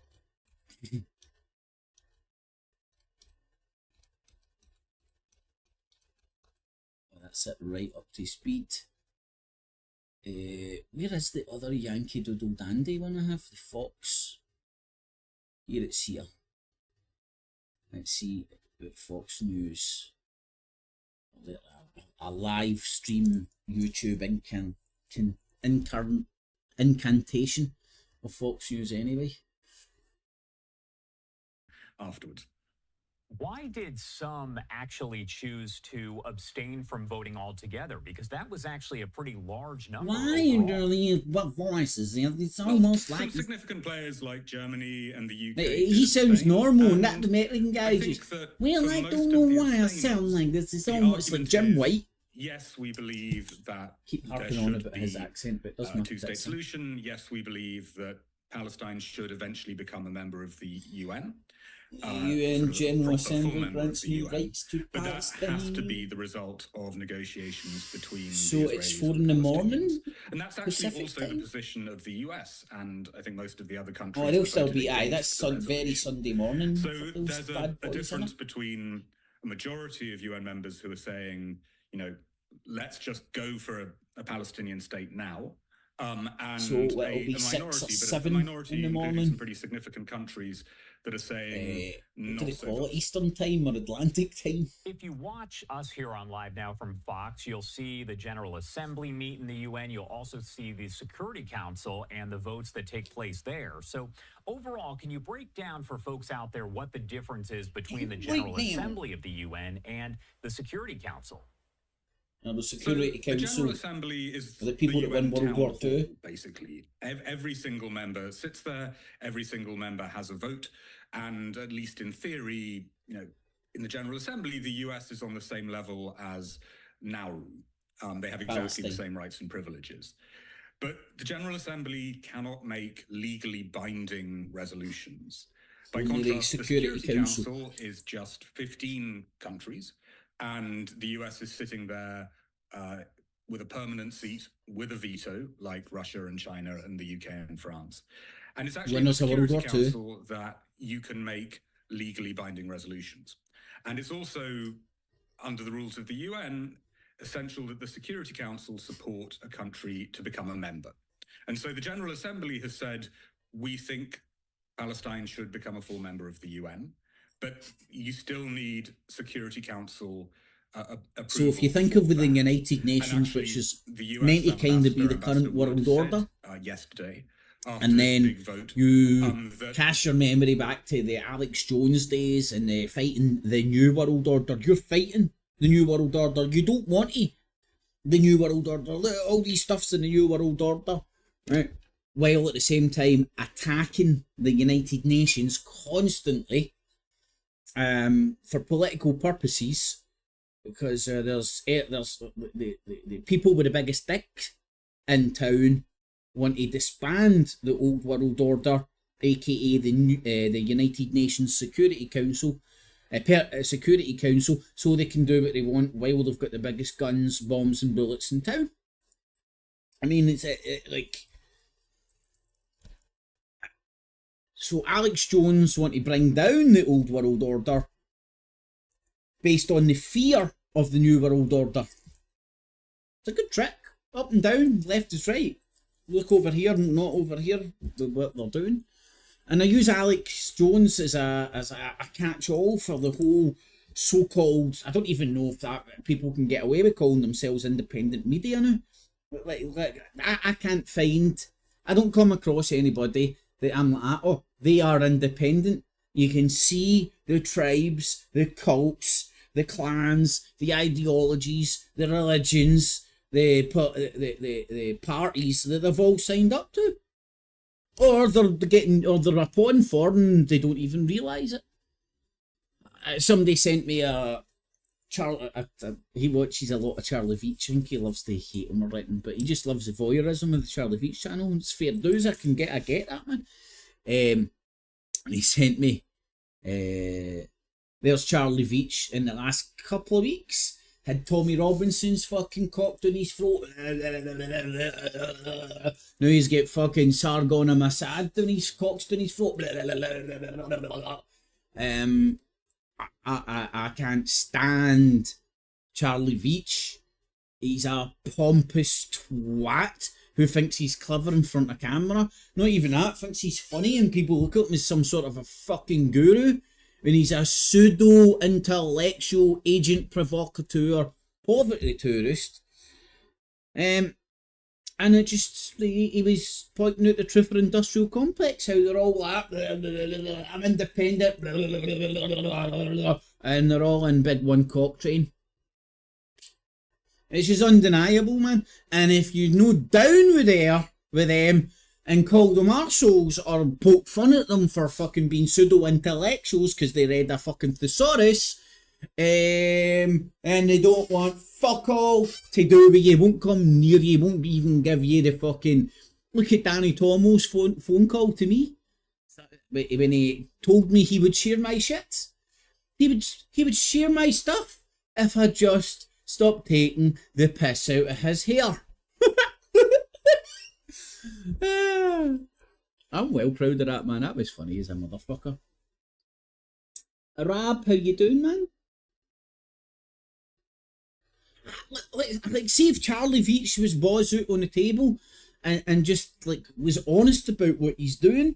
You know, I'm a YouTube Jeremy Beadle artist. I go out and try and film provocative situations and not frame it as some sort of a new world order, new media filmographer documenting the fucking the slip of society. He goes and fucking finds scumbags and films them. It ain't a hard trick to do. And it's a trick. It's a trick. Like Mark Dice going his man on the street stuff. You know, ask maybe, I don't know, a couple of 100 people a fucking question that can be misinterpreted, or you catch people out or something, you know, and get them to make themselves look like idiots and edit the 5 or 6 or 8 idiots, people that make right cunts of themselves, to fit you the narrative that you fucking went into that to try and show and put it out there, and everybody's like, oh my god, look how stupid people are. They've not watched Alex Jones. They don't understand the Federal Reserve It isn't federal. It's a fucking parlour trick, man. Jeremy Beadle used to do it. Now, with the advent of the internet, we have Charlie Veach and other members of the Truth or Industrial pseudo-intellectuals out there. Russell Brand, Count Spunky, Tommy Robbins, fucking the rest, Charlie Veach, the rest of them. Fucking... Please tell me where you can get any independent thought, feelings. I can't find it on the internet. I don't watch social media anymore. I watch news programs on YouTube. Not somebody telling me about them watching a news fucking thing or a film and telling me. People send me links and stuff and I'm like, that's great. It's no my bag, man. I get less upset watching the BBC than I do watch pseudo-intellectual talking heads on YouTube, and that's me just being honest, but each of their own, man. Battering. Someone did a documentary on Veach, UK's most argumentative man. Oh, I heard something like that. Did somebody send me the link or something? I think somebody sent me a link. Because I agreed with the premise, I don't think I watched it. Because again, it would upset me more than the BBC.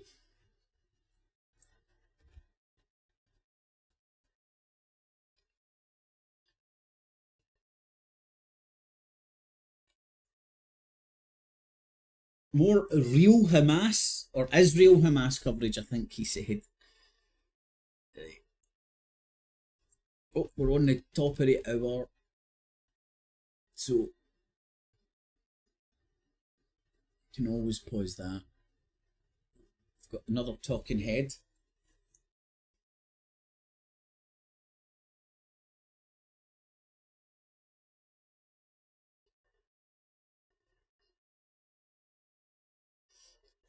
That was the joke when they were asking if Nigel all right, damned, how you doing?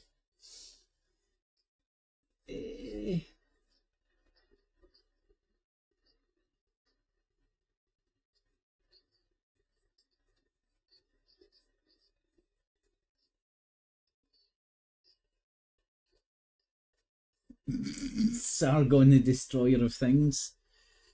Who is Sargon of Akkad? You know, like, I know that he's a mythical fucking dude. I remember actually, like, I forgot, basically. Was he, like, as you're saying, the destroyer of things? He's a fat fucking borderline artistic pseudo-intellectual who fucking Yankee Doodle dandies love because of his fucking poofy ass English accent. Let's be honest.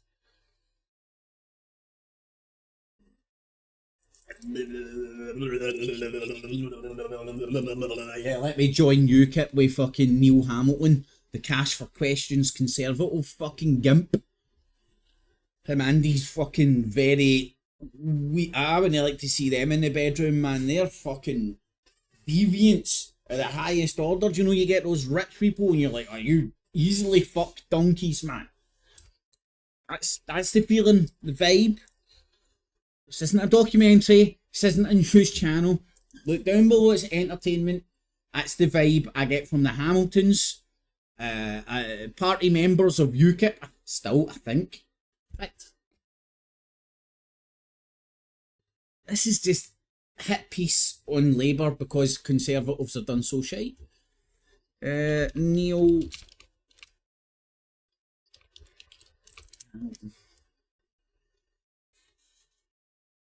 Have they got it updated?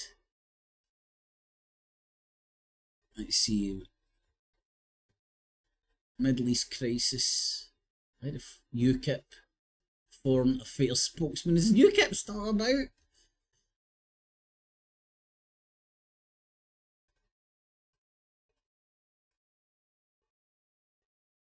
Neil Hamilton Fund? What the fuck you're kidding me on?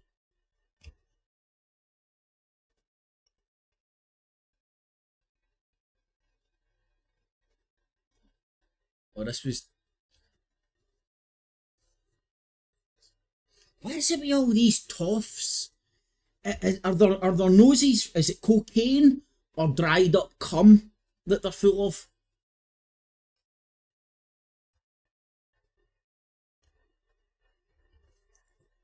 I mean, honestly, what is it with these people on TV? It seems to be all politicians and Putin's personal cockboy, but they never seem to give me more blow through their nose. Is it filled with cocaine? Slaves? Pig cum? I really don't know, but I can't figure it out. Why? None of them can breathe through their fucking nose. Are they too posh to breathe through their nose? Is that? I know it's too posh to push, but is they too posh to breathe through their hooter?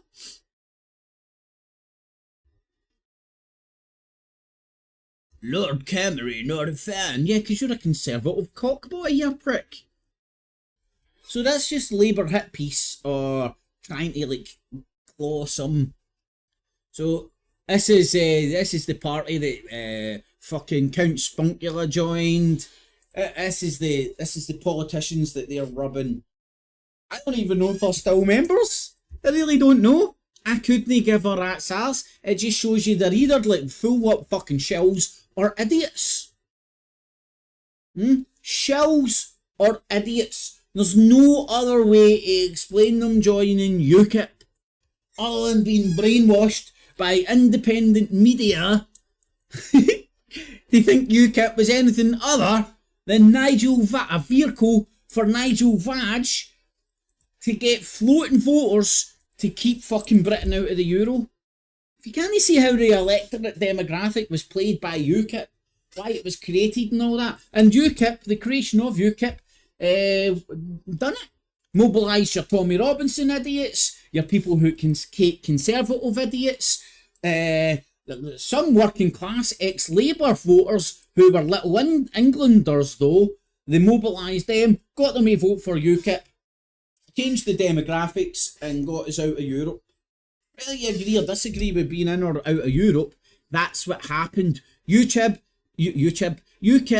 Nigel Farage played everybody, mobilised the truther movement, the fucking truther movement, and got and changed the voting demographics to make sure Brexit get done. I think that's undeniable now if you go and crunch the numbers, but don't do that. UKIP was just about the satanic EU keeping them out.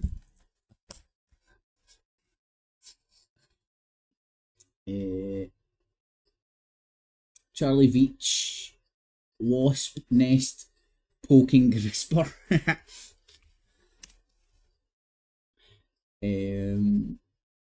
They think they're so fucking clever, Someone did a documentary, Carol Benjamin, YouTube. The Federal Reserve headquarters is located in the Caribbean.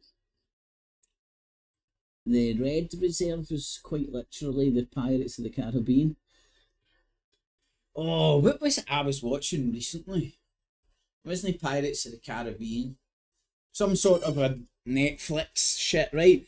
Kind of based in history, but dramatised, and it was about like the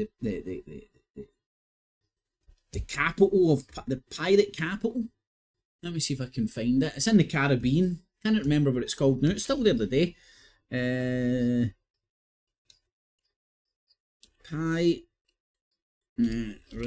capital in Caribbean.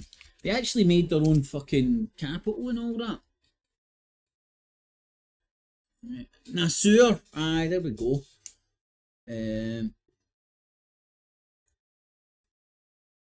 Port Royal, but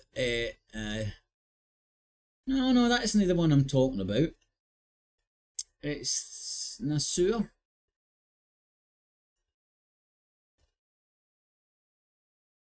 What's it called now? I think it may still be called the same. I'm pretty sure it was up here. Aye, there it's there. It was this wee island here. The pirates took over and fucking turned into their own state, turned their fingers up to the British and all that. They were the imperial forces at the time. And Port Royal, Royal Port or whatever, Jamaica, where the fuck I'm usually better at my... There it's there, down there.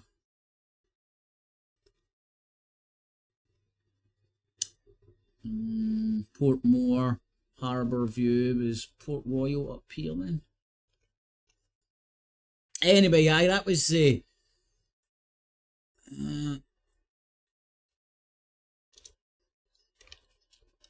I'll show you see if I can. Aye, the Lost Pirate Kingdom. I think that would have been it.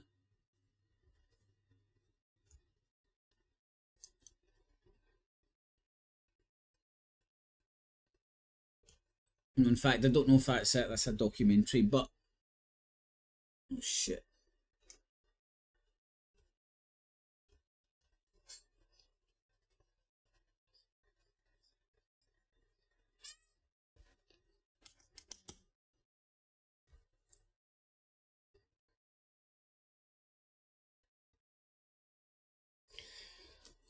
I was too busy in my pirates shit there. Did they mention, well, Sky News, of course they didn't. They don't mention the Hamas claim that he died for Israeli bombing, or did they?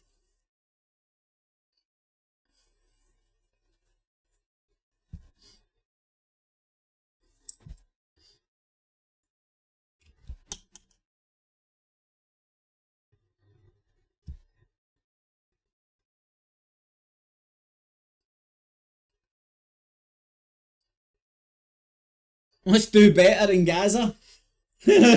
Oh, AIDS. Right. I thought he was like, come on, Israel, do better, finish this genocide. Get it overdone quickly. Quickly now. People are getting a bit rowdy.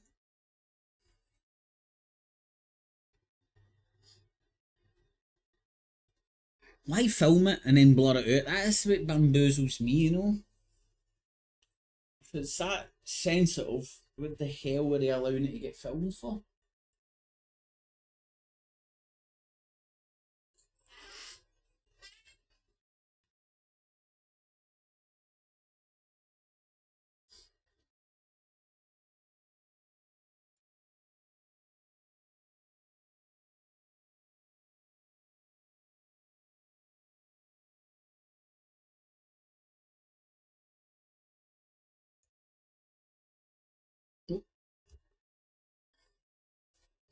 Yep, see that pile of rubble and the beach? That's called the safe area. Even safer yet is the sea. Get your water wings on, man. Go get your Lilos. It's the Med. Go and get a Lilo and a wee cocktail. Sit out in the Med, man. Chilling like a villain. Watch the destruction of your family and friends and your house. Be a Lilo in the sea. Sounds like that sounds fair. There's no humanitarian about that. Come on. Right, where's this fucking thunder and lightning star?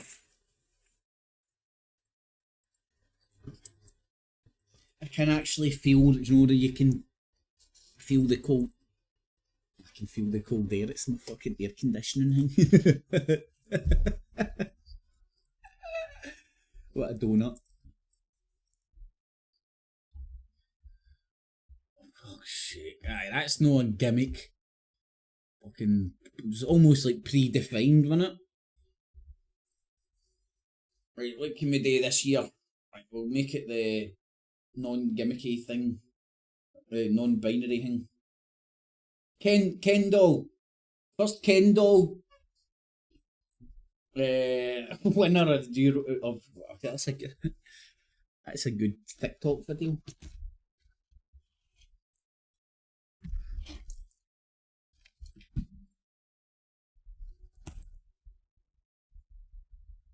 Oh.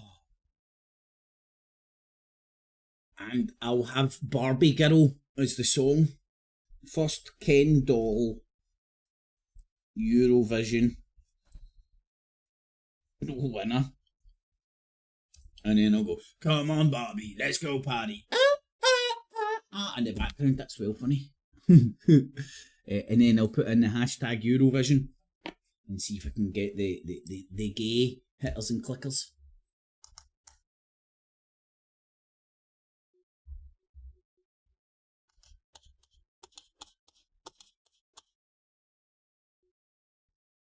I think I touched on it before, I forgot the exact figures, but I think it's 60% of the world's population have or are voting this year. Thank God. The cycle's done now. Oh, there's the satanic one. Oh man, the baby Jesus was turning in his grave. A queer witch.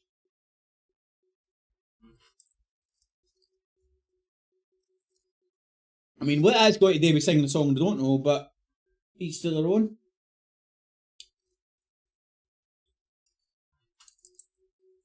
I mean, let's be honest. Irish folk are never kind of... They're not the brightest potato in the sack.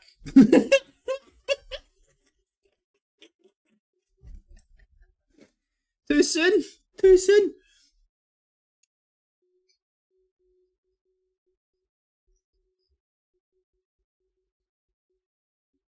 Mate, they weren't well shite, man. Celtic got a fucking dodgy penalty. They got a bit of luck with their own goal. And it ended up 2-1. Rangers still in the game. It's really great, really shite. But anyway, I've gave up in football. I'm now following I'm going to follow cricket. Pretty sure there must be a Glasgow cricket team somewhere.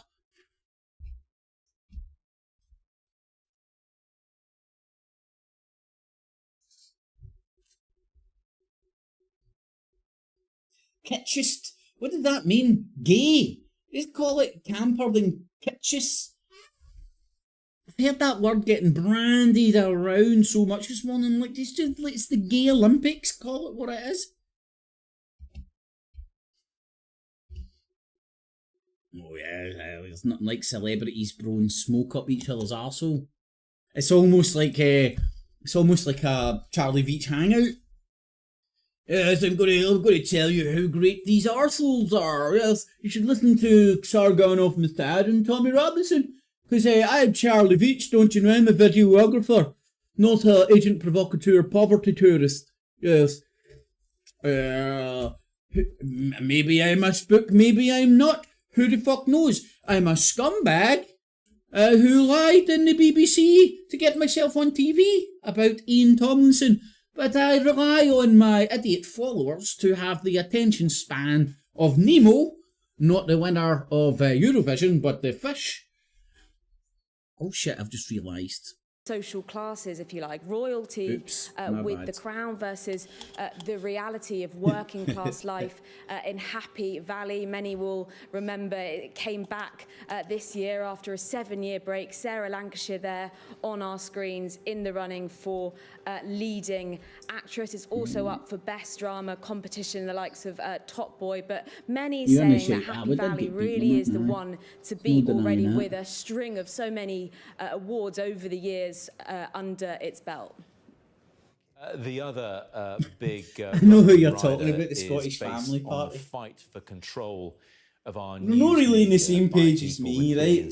They're obviously Christian soldiers and stuff. Succession, I loved it. I get where they're coming from. I think all they don't pretend like you've made your own where they're coming from, which I kind of respect. You know, they're not dressing up in. Brian Cox, I think they do kind of try and tickle the balls out, freedom of speech and the satanic 1993, and shit actually and worth all saying that. across the board, a fair chunk, open for about it, 17 out of together. the 44 nominations.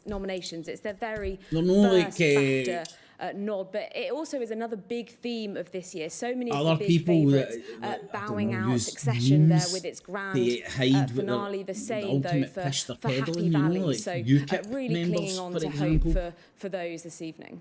I mean, a brilliant The theme left, tune, Molly, right the big paradigm, piano for Succession. I can freedom hear of it now speech, than you can. independent media. I'm Just be going to go and serious for a join second, UKIP. See you because later. us at Sky News Ta-ta. are nominated for an award for our news coverage. Yeah, Because that's they were right. legends Sky in News their taking own 2 out of the mind. total They believed their 3 own news social coverage media slots fucking for Stuart their own Ramsay and social team's media work bubble. inside Myanmar.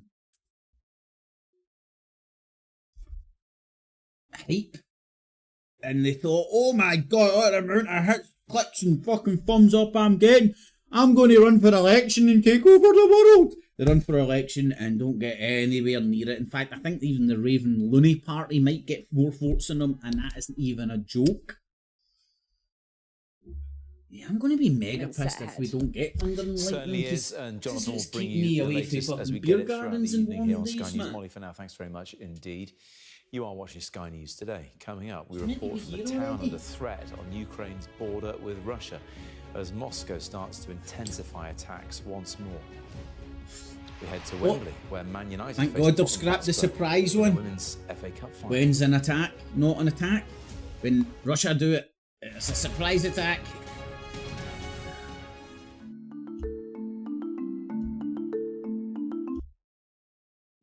This is the stuff that the YouTubes need to roll when it's the adverts that they're rolling, because I think the Sky News stream is predominantly UK. It's UK. It's the UK stream. Had found many tunnels used by Hamas at the Rafah crossing into Egypt. The Israel Defense Forces have declared a narrow coastal strip at Al-Mawasi to be a safe humanitarian zone. But the UN says that it has no running water or proper sanitation. Israel says that since Monday, about 300,000 Palestinians have already fled Rafah. The US is still urging Israel not to mount a full-scale assault on the city. And in the north, there are evacuations in the city of Jabalia, as the IDF says that it has been carrying out airstrikes. It says Hamas fighters are regrouping there. Meanwhile, a top EU official, Charles Michel, has condemned Israel's evacuation orders, saying that people are being directed towards unsafe areas. Well, the UK Foreign Office is investigating claims by Hamas that a British-Israeli hostage. I don't think it'd be so much take control, but the facade that we stay in some sort of a on October the 2nd from Nirim kibbutz in southern Israel. Structure Hamas claims that where Mr. Popowell died of wounds sustained in an Israeli airstrike the people's more than a month vote ago. say the will of the people, let's say, actually means Foreign anything. Secretary Lord Cameron was asked about the claim on Sunday. My idea would evaporate all that, and it's not even an idea. I've done it twice. That's why I sit here and just laugh at politics, left and the right. These lunatics participating in something that I've watched now since the advent of 24-hour news, getting sucked in by the Tony Blair rhetoric. In that way, I met Nadav's family, coming home at the weekend, and I know the heartbreak they've been going through for over not being able days. to, I can't get no sleep. So sitting watching News 24, thinking you're educating yourself politically. Oh, Tony Blair's going to save the world, and then just like the Foreign Secretary the undeniable, you can't help but notice. Every politician promises the world and delivers Sweet Fanny Adams. Then when that facade runs out, somebody else comes along, promises you the fucking world and delivers Sweet Fanny Adams. And then when that guy's fucking kudos runs out, somebody else comes along, promises you the fucking world and delivers Sweet Fanny Adams. While everything you're pissed off about goes on, continues, fails to get better, just cunts sitting up there giving you lip service. Now, call me crazy to fucking not want to participate in that dog and pony show anymore, if I did it at all. But then when I went dipped into the legalese stuff, and just sort of the concept of where do they get the authority to tell you to jump on one leg, pay your taxes, where do they get the authority? Who the fuck are you to tell me if I do this I have to give you money? This kind of goes to the heart. And it's because we are policed and governed by our consent. This is the argument these institutions use. The facade of democracy and the institutions that govern and rule us. This is the facade. They rule and govern with consent. How do they get that consent? Voting. Doesn't matter who you vote for, you're consenting to the system. So they don't care who you vote for, just as long as you vote. Because then that gives the institution the facade, the authority that they rule and govern by consent. So withdraw that consent. How do you do that? You don't vote. How do you do that? You set up your own polling booth next to the government sanctioned one.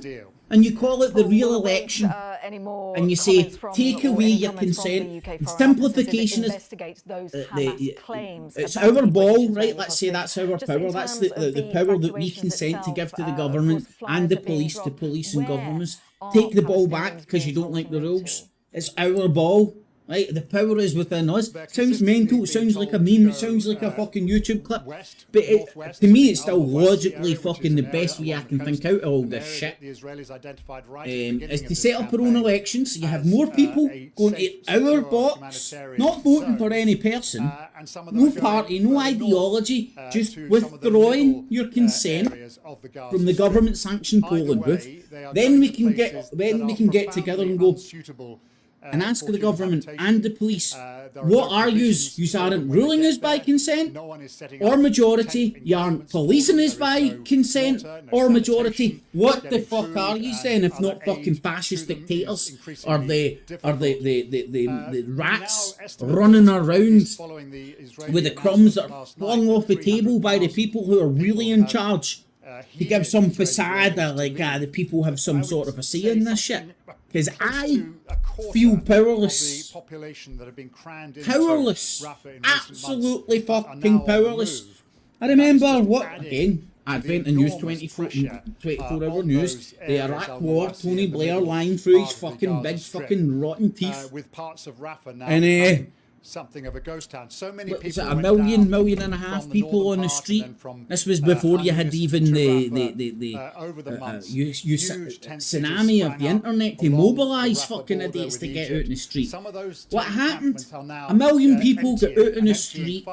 Sweet Planet Adams, our Prime Minister, proven to tell lies about fucking chemical bombs hitting us in 40 odd minutes, whatever the pish was, to justify a war that no cunt wanted, and no cunt could tell the truth why we were doing it in the first place. See if some cunt rocked up like that. Right, this is why we're going in to kill these motherfuckers, this is why we're going in to fucking turn that country into a dust bowl, and explained it to me. I might have swallowed it a wee bit better than the pish, the lies. They obviously didn't ring through, which meant the fucking war didn't sit nice with anybody, the vast majority. And if we were to believe the bullshit we're fed about democracy, it's ruled by majority, which anyway, so vote us, not them. This general election, get a shoebox, stand next to your polling booth, put a hole in it and say to people, do you want to participate in the real election, not the fraudulent one in there, because there's your social contract. That X, which is a signature of an illiterate person, in that box is your signature on a bit of paper which allows the government to stand up in front of us and without fucking cracking a smile saying that they rule and govern by consent, because technically they do.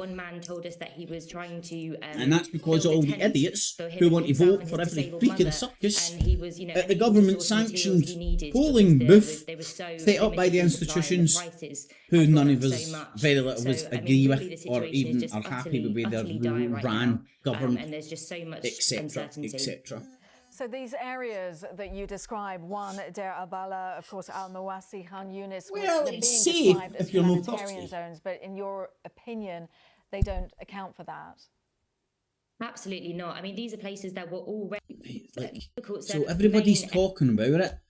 It's no secret. What are people doing about it? We're getting some updates What's getting done about it? from the Reuters news agency. Well, let's go to the actual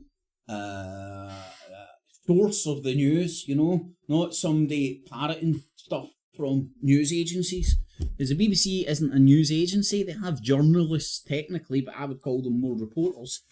Whereas like Reuters and all that, they're balls on the AP example. That's where you'll find a lot of this, the genesis of a lot information parroted on the TV channels comes from. Israel pushes back into northern Gaza.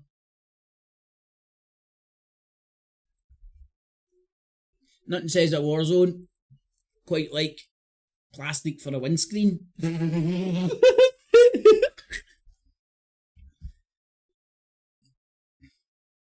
Now, is this where's all the homeless places in America. Is it San Francisco, is it? I might be getting that wrong. Is this San Francisco or Gaza?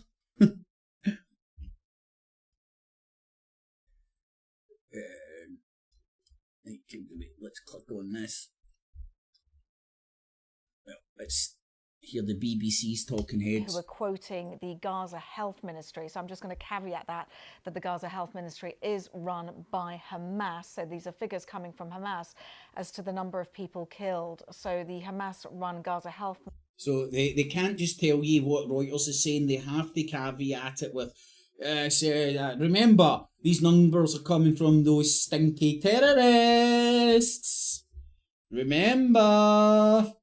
Ministry are now saying that at least 35,000 Palestinians have been killed and nearly 79,000 injured in Israel's military operations since the 7th of October, since Hamas's attacks on Israel. So just caveating that these are figures that are coming from Hamas's Gaza Health Ministry, just over 35,000. They're figures that you're reading from Reuters, right?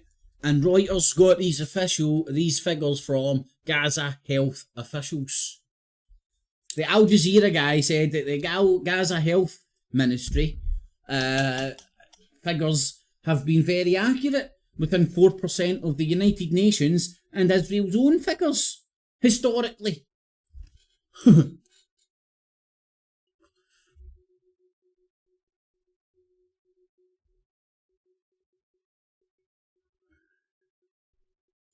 Let's put a time on this. So that'd be 20... So that was 10 minutes ago this was updated. Right, that's confusing me, GMT. I thought we were fucking Central Earth time. Why have they got the +1 there? That's confusing. I know there's an obvious answer to it, but I'm a wee big bit stupid. Palestinians have been killed since the 7th of October. Of course, we have much more on this story and to do with the time background zones, to it on our website. Now we're going to take you to Ukraine, where more than 4,000 people have been evacuated from the Kharkiv region. President Zelensky says the country's troops are conducting counterattacks for a second day, but he's admitted defensive operations are also continuing, given ongoing Russian advances. We're counter-attacking, but we're defending. In the Donetsk region, the situation was extremely difficult. That's Orwellian shit voting there, man. presidential elections today, with the main candidates all agreed that defence spending Can should he be exactly boosted. say where Amid fears Lithuania about is? I know Russia's it's a small intentions in state the and it's an region. ex-Soviet Some, state, the so small, it's mainly Eastern Catholic Germany. Baltic state on NATO's eastern flank fear that they could be next in Moscow's sights after Ukraine.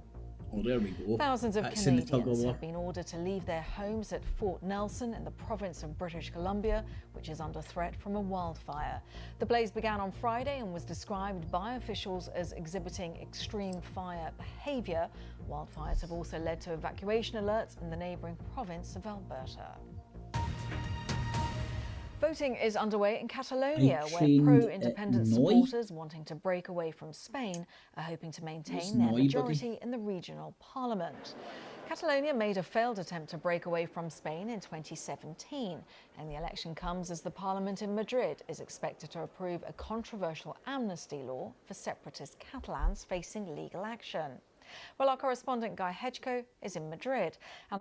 Well, Catalonia has quite an unusual political landscape because you have a division between the left and the right, which you see across the rest of the country. But it also has that division between those who want independence and those who don't. So, for example, the party of Spanish Prime Minister Pedro Sanchez, the Socialist Party, which looks like it could win this election, is opposed to independence and self-determination. So that could mean that it makes it very difficult for it to form a new government after the election, even if it wins. There are two major pro-independence parties vying to be the main nationalist party in the region. But the big question is whether, together with those parties together, along with other smaller nationalist parties, whether they can hang on to that pro-independence majority, which pro-independence parties have had for about a decade and a half. Guy, just talk us through, in your opinion, how much appetite is... You know, that's a black spot politically for me, in the sense that I understand, well, I know a wee bit about the independence movement of Barcelona, the Catalonian region and all that jazz, right? But it's nothing, I've never really dived into it as such. And I don't know why. It's kind of an enigma. I personally never really come across a lot of news about the internal politics of Spain. So it's kind of like a grey area for me, in the sense that it's just, you know, I know a wee bit about what's going on in the internal politics of France, Sweden, other countries, but Spain just seems to quietly... And the issue of education has been talked about a lot as well, because there are concerns about Catalonia's performance in education. So other issues have been sort of muscling in on the campaign trail, and that has pushed independence to one side slightly. So it's still there, but it's really not the dominant issue. Guy Hedgecoe there reporting from Madrid. Now to Afghanistan, where the Taliban say that 315 people have now died in devastating floods in the north of the country.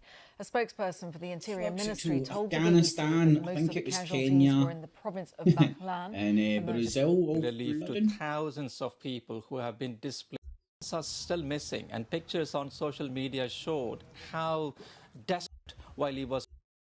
And Barasan Etharajan reporting on those floodings in Afghanistan. Easy for you, is it? Now, at the Eurovision Song Contest final, pro-Palestinian protesters recent... God, right, pro-Palestine, the Norwegian... Oh, there's... I want to see the satanic bit.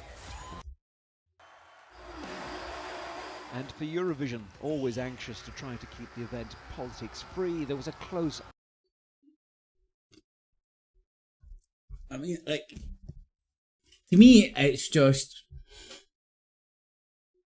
a musician, performer, doing some crazy ass shit, to being provocative, which is kind of the business, you know.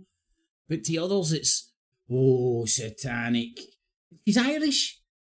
So if you're a bit of a rebel and you've been brought up in Ireland, where religion is a lot stronger than some places of the planet, I would argue, from my outside perspective, maybe I'm wrong, I don't know. This is kind of like it's just rebelling, isn't it? What a naughty kid would do. Only nowadays naughty kids are in their 20s and full of mushrooms and watching Joe Rogan. What appeared on stage. Ireland's Bambi Thug had been told to remove the word ceasefire from body writing and had pulled out of a rehearsal, but in the end, the 3 minutes on stage were politics-free and spectacular. Aye, but it's satanic. Adam Curry, no agenda. Ollie Alexander's performance of Dizzy was definitely dizzying. Soon apparent and very much... My goodness, Chris, when it comes... Been plenty of controversy in the past. In the 60s, there was a lot of controversy about Franco and Salazar being part of it. In the 70s, there was a lot of fear. One of the... so people said, well, how do you... What are... In 2020 did that. Changing or... For a channel, and that might mean... I think they should host next year's Eurovision in King Tut's. See how that goes down in the house. That's certainly not the case everywhere. The same goes for others for the week ahead. So, cooperation with the in centre left politics, is Starmer pledged to end but good news in my opinion. Rwanda's policy. Yeah. Right. Sunak knows that he's not going to be in. I think it's nailed on that Starmer's going to get in, apparently. People were right. So Shushak doing that Rwanda thing kind of was like an open goal for Starmer. In the sense that what he's doing, right away it gives him something that appears to be a worthwhile policy, and it makes you wonder, like, was the Rwanda thing ever actually genuine pardon the pun, but this is too funny to too good an opportunity missed. Was the Rwanda thing ever really going to take off the ground? Bum bum. And if we get an election this month or in June, I get a wee windfall from the bookies. Right. I'm a wee big bit lost. I want to try and hit their top of our news. Lawsuit, hoping to bring the bar. Hope that shoot my life. Tariff to Jabalia, northern. Fierce battles are underway in Jabalia in northern Gaza between Israeli forces and Palestinian fighters.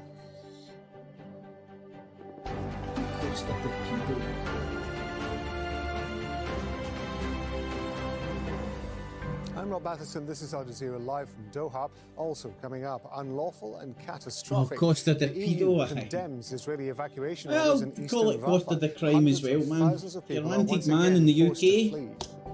Viva la España, you know what I From mean? Ukraine's Kharkiv region in the past 48 hours, Russia is ramping up a new offensive. No secret. And a choice between a fugitive And no or doubt anti-independence fucking goes for party. sex Polls are pests open as well, in Catalonia's pedos. regional election.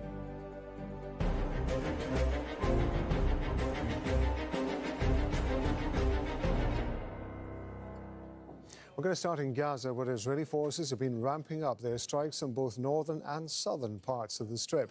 Israel's military says Jabalia is a dangerous combat zone, and its operation is to prevent Hamas fighters from regrouping.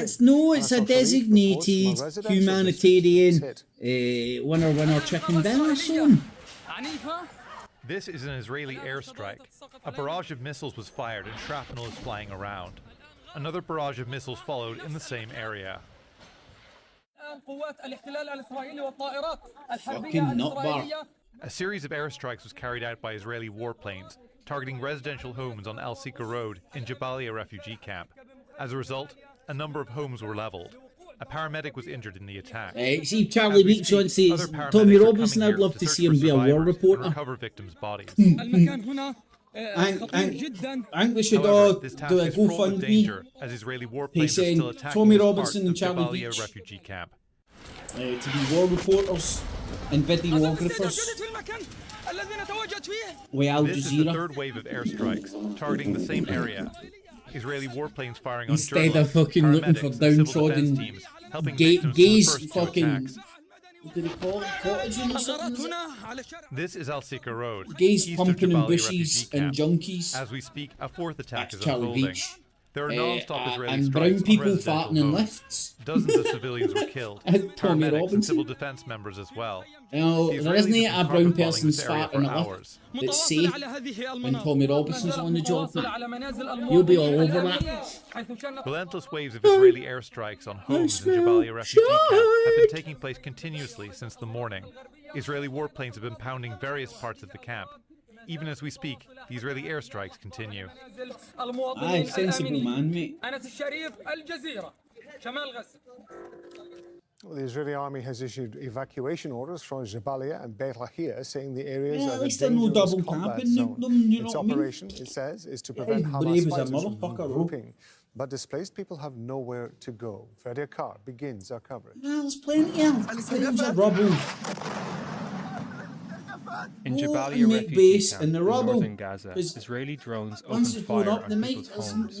less of a chance Paramedics they'll help blow up survivors again. with whatever equipment they can find. The Israeli army had already leveled the area during its ground assault, which began in October. People here have little hope to cling to. We were bombed. Rocks and shells fell on us. May God help us and have mercy. Let the world stand with us. The only thing I ask of them. Only God is standing with us. God is the only one with us. The Arab I've lost world 3 children. Speak. 4 months Not after job it declared speak the with end the of Hamas in invoking northern God. Gaza, Israel look- says it's fighting again. בצפון עזה בשעה האחרונה Surely shit like that in northern proves Gaza, fighter jets have the been gods, striking the terrorist man-made targets. gods that fucking This all these morning, lunatics we are began a believing in temporary fucking evacuation doesn't process exist. of the Jabalia area from this area towards And the centre if he of the does, strip as you part of obviously our didn't like these preparation cunts very for much, a man. military operation in the area. In recent weeks, we have identified attempts by Hamas to restore its military capabilities in Jabalia, and we are working to dismantle these attempts. Also, the weed just got freed over in Spain. Attacks didn't you which know the that? army says are targeting Palestinian fighters have already killed several children in Beit Lahia. Israeli I was forces told have that pushed the the UK people was of an northern Gaza exporter to the of brink weed of that starvation the by UK blocking makes so aid to much the shit. region. Oh, do you Now know what? it's issuing more That's evacuation medical orders. marijuana. But it's not clear That's, where families are meant to go. And with Teresa's Israel launching May's attacks on husband's Rafah in the company. south and Deir al-Balah in the So center not the of the illegal strip, trade, but the Palestinians legal are trade. unlikely to have much faith in the so-called safe zones. Freddie Akar, Al Jazeera. Let's bring in our correspondent Tariq Al-Bouzoum, who is in Deir al-Balah in central Gaza. Tariq, that is where thousands of people from Rafah are making their way. And I understand you've been telling us over the last day or so just how difficult the humanitarian situation is in Deir al-Balah. Describe to us what you've been seeing.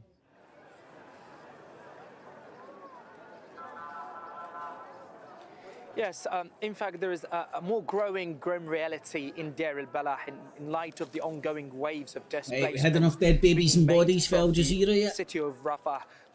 I'm going to go and play with the press TVs. See if maybe might be able to get a top of our news. But I don't think so, because the way it's working today. So you can only rewind 30 minutes and I need to go back 47. That ain't going to do the job. Yes, let's watch some Nazis on RT. The Germans and Croats had established what they called the Association of German-Croatian Society. It was an agreement to wage total war against insurgents and anyone else who might disturb life in Croatia, as can be seen in this film.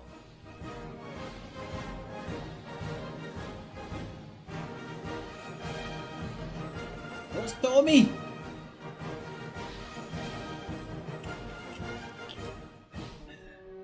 According to original German documents recording the 714th Infantry Division's morbid history, whose poetic motto was, again, It's going to be copyright. No, I don't think classical One music medicine. is copyrighted. hard as steel, we can understand why Major General Stahl had personally nominated Waldheim for the Croatian government.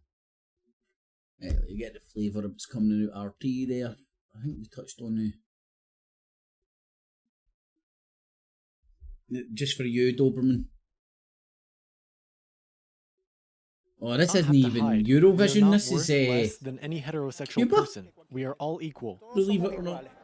In 2022, Cuba voted. I always thought fucking Cuban guys wore those cool wee fucking army hats and had big fucking cigars out their mouth. Oh, I smoked a Cuban for the first fucking time in my life. Aye, last weekend. No, this weekend, last weekend. I was at the count house and there was a boy sitting there on his Todd. A big fucking cigar, man. Anyway, we just ended up like fucking chatting. Oh, it smells amazing, mate. Yada yada yada. His friend was just back from Cuba. Brought fucking Cuban cigars back, man. Got them through no problem, apparently. I think it's just America that still has weird shit like that. We came to that conclusion. And long short, he gave me a wee short of his cigar, man. So I don't smoke tobacco anymore, so I don't appreciate it as... I don't know what, I could still fucking smoke a big fucking Cuban, though. In fact, it's on my bucket list. Apparently, cigars are coming back in vogue. Is one of the most progressive Latin American nations. The war in Gaza also looming in the background at Eurovision. First, let's look at who won the event on Saturday night. It was Switzerland's Nemo with the song The Code, an operatic pop rap ode. I've just thought myself, I might fucking try and buy some fucking cigars. Identity. Just Indeed, like Nemo some, is the cheap first Hamlets or some non-binary shit when I got a wee winner bit of dough. of the contest. Also, the Still first get Swiss that winner smoking since effect, 1988 won't when heal any Canadian shit, Celine man. Dion competed under the Swiss flag. Here's how Plus Nemo won't be reacted. like fucking pile smoking. To know that a song that has changed has to sing. How popular Our is that correspondent really, in though? Malmö, Paul Rees.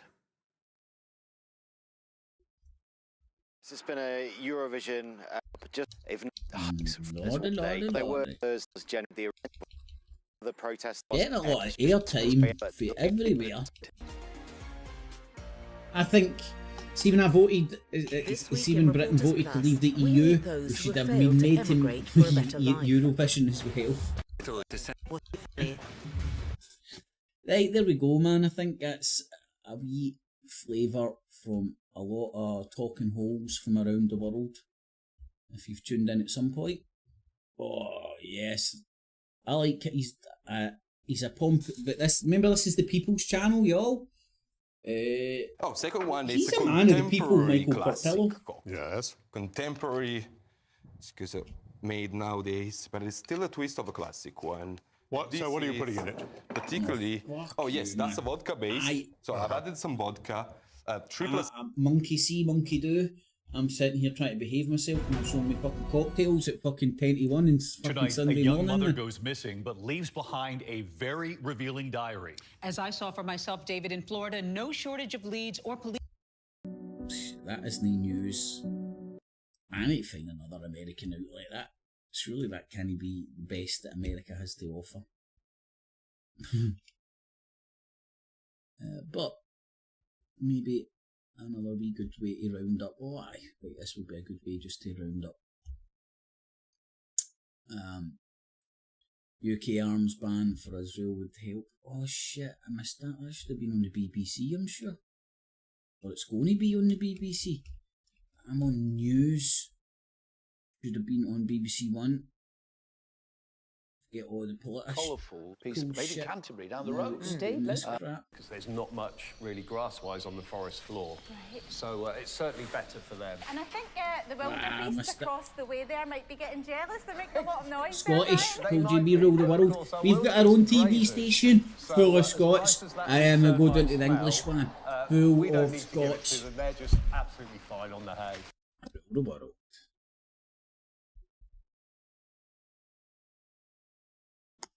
Magic Magnets, how you doing? Right, let me see if I can get. Statement for it, as you say, it's a sold-out stadium. The new.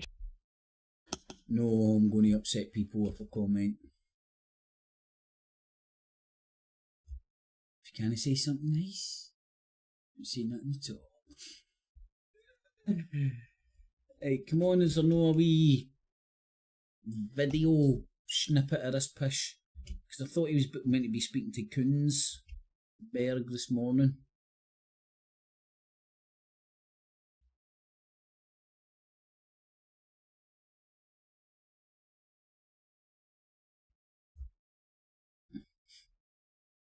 Same old pish. Now, the Parliament are getting usurped by Sir Keir Starmer and the Speaker. Against the SNP motion to call for a permanent ceasefire in Gaza, which would have passed.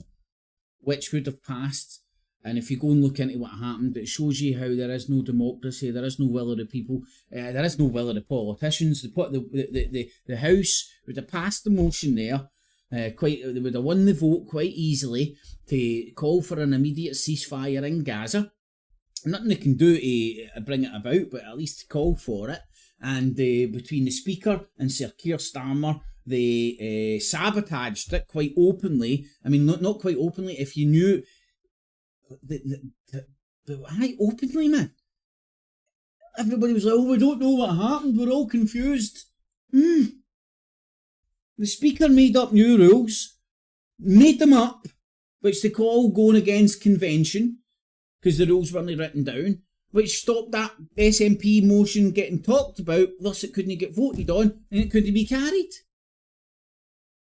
Fucking bullshit, man. Absolute bullshit. That's making more. It's coming into that's kind of exactly what I said about fucking voting. It's a big charade. It brings into focus what happened around the Iraq War. the will of the people, the will of the parliament wasn't upheld by King Dong, and we're meant to have a prime minister. We're meant to have a ruling party, not a fucking King Dong, not a president, not a, well, we have got a head of state you can't vote on anyway, but we're meant to have a prime minister, meant to have a ruling party, not a president, i.e. one man making all the decisions, which we got in Blair, Iraq War. We're now getting that exact same shit happening in the sense that our parliament, the people aren't getting listened to, the parliament isn't getting listened to. Somehow, some way, with some people with influence, the Christian Zionists in the parliament, are making sure that this shit's allowed to go on. And there's a lord sitting in the House of Lords showing his Zionist credentials while being a Christian. So to lay all this Zionist shit at Judaism is laughable, right? It's as laughable as the anti-Semitic shit by equating Zionism, a political ideology, with hatred for some sort of a stupid religion over another fucking bunch of retarded religions. Is laughable. Not only is it laughable, it wouldn't stand scrutiny to anybody with 2 fucking brain cells. Anyway, here's my wee rant. So this is what's coming out. UK on selling arms to Israel. What a cock. It's meaningless. This is lip service to try and appease people. CNN, Trump spends most of his trial free time out of Voters' View. A review of his activity showed the former president has done little campaign travel and held few public campaign events on day off from court.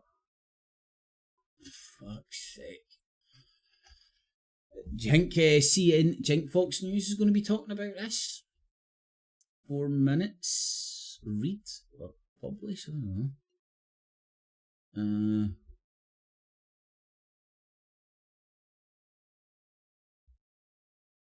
Fuck's sake, right, that's how pathetic it is, right? So again, here's Reuters.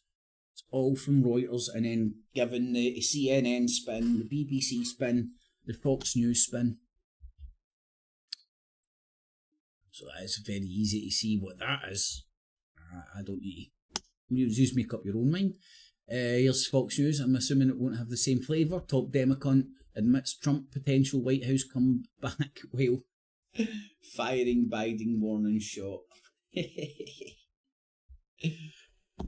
American news is fucking pathetic. Welcome, Senator Joe Manchin. Senator, welcome.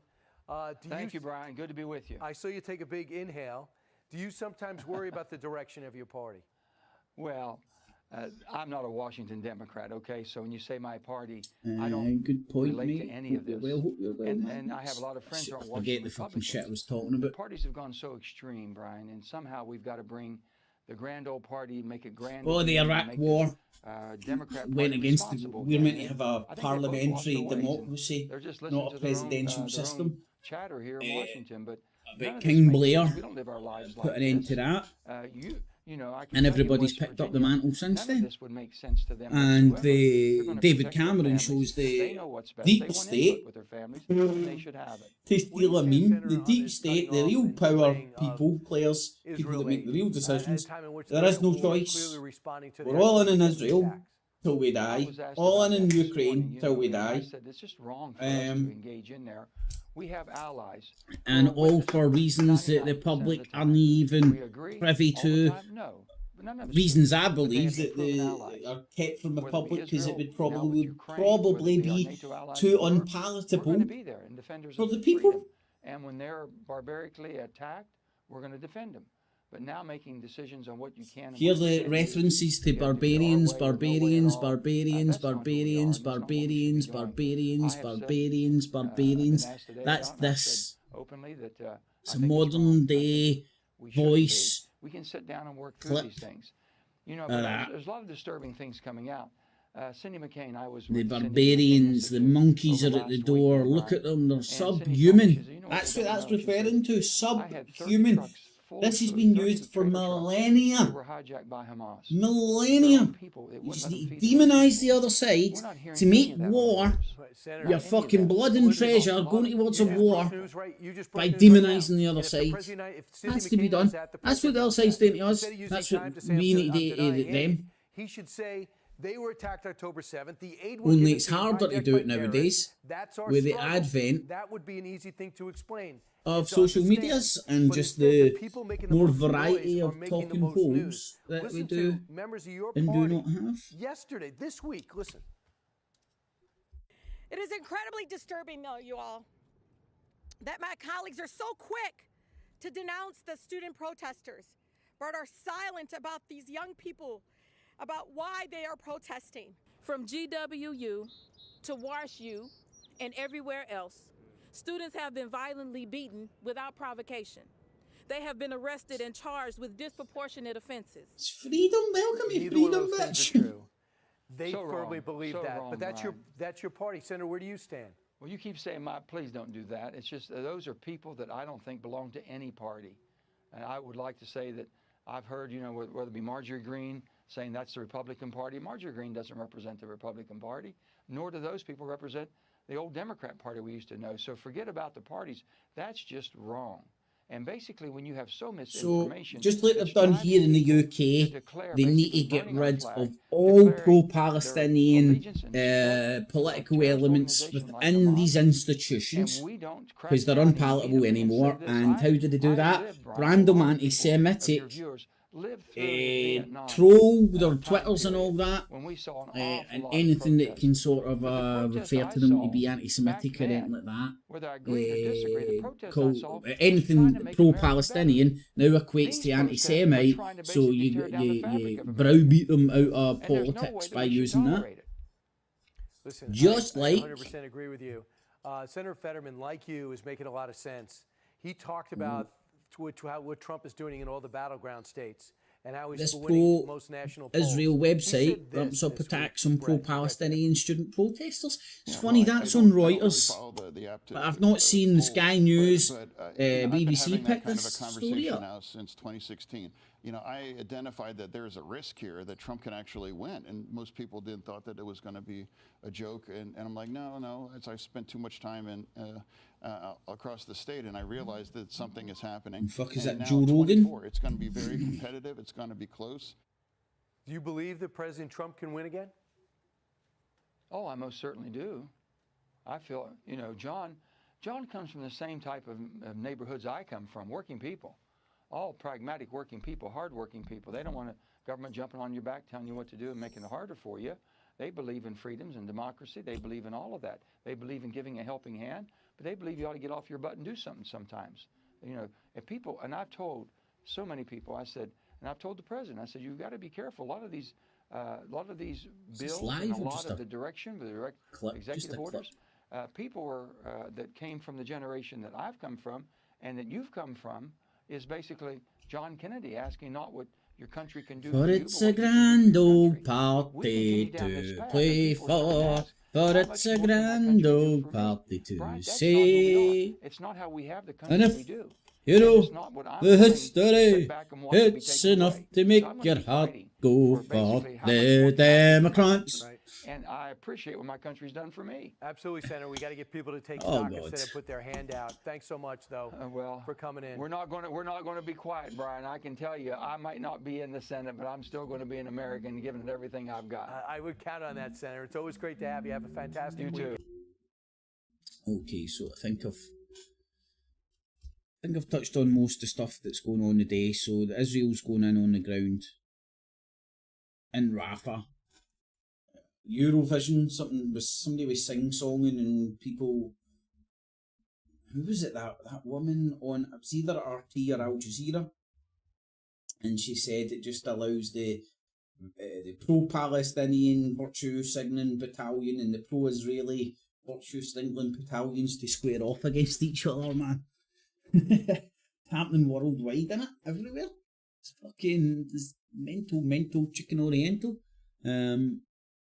German police clash with protesters. Oh, that's the Tesla plant. That's wrapped up in Xi Jinping making deals in Europe about bringing cheap Chinese cars, electric cars, into Europe. So now there's Chinese interests with bags of cash to fund tree-hugging groups inside Germany to go after Tesla plants. And again, they think they're saving the planet. I have no doubt they believe that. My personal opinion, because they have not had the ability to take a step back and look at the bigger picture, they can't see that they're pawns for China. No, in any way of communism or anything, just to get rid of Elon Musk's shite implants in Germany inside the EU, while Xi Jinping makes deals with the European Union about shipping in all his electronic cars cheaper, better quality. The Chinese have that technology nailed down, apparently. And they have everything they need to produce it. They don't need to go to another country to look for all the resources and all that, which the Western industrial bloc is kind of doing just now. Hence a lot of all these terror groups and civil wars in Africa and other shitholes of the world, you know, that just happens to have a lot of lithium and cobalt, a lot of other stuff that we now need for all our modern shite that we're going to be getting into. So I wasn't expecting to put this on or lasting so long, but I actually just enjoyed going through the wee bit of the media. There. No stuff. And I'm going to body swear to Jim the day. Fuck it. But thanks for tuning in. Tune in tomorrow morning. I'll do it about 9 o'clock, 5 to 9 in the morning. Same scenario, same format. Look at as many English talking news outlets as I can. Compare notes and see what they're telling us to think about. Telling us what the news cycle's telling us to think about today, and how different news outlets are telling us to think about it. Get it? Got it. Good. Thanks for tuning in to your daily fix of your daily politics. Sketchies. Clips. And remember, citizens, always subscribe. Hit the notification bell as well. And $19.95 plus shipping and handling will keep you out of hell.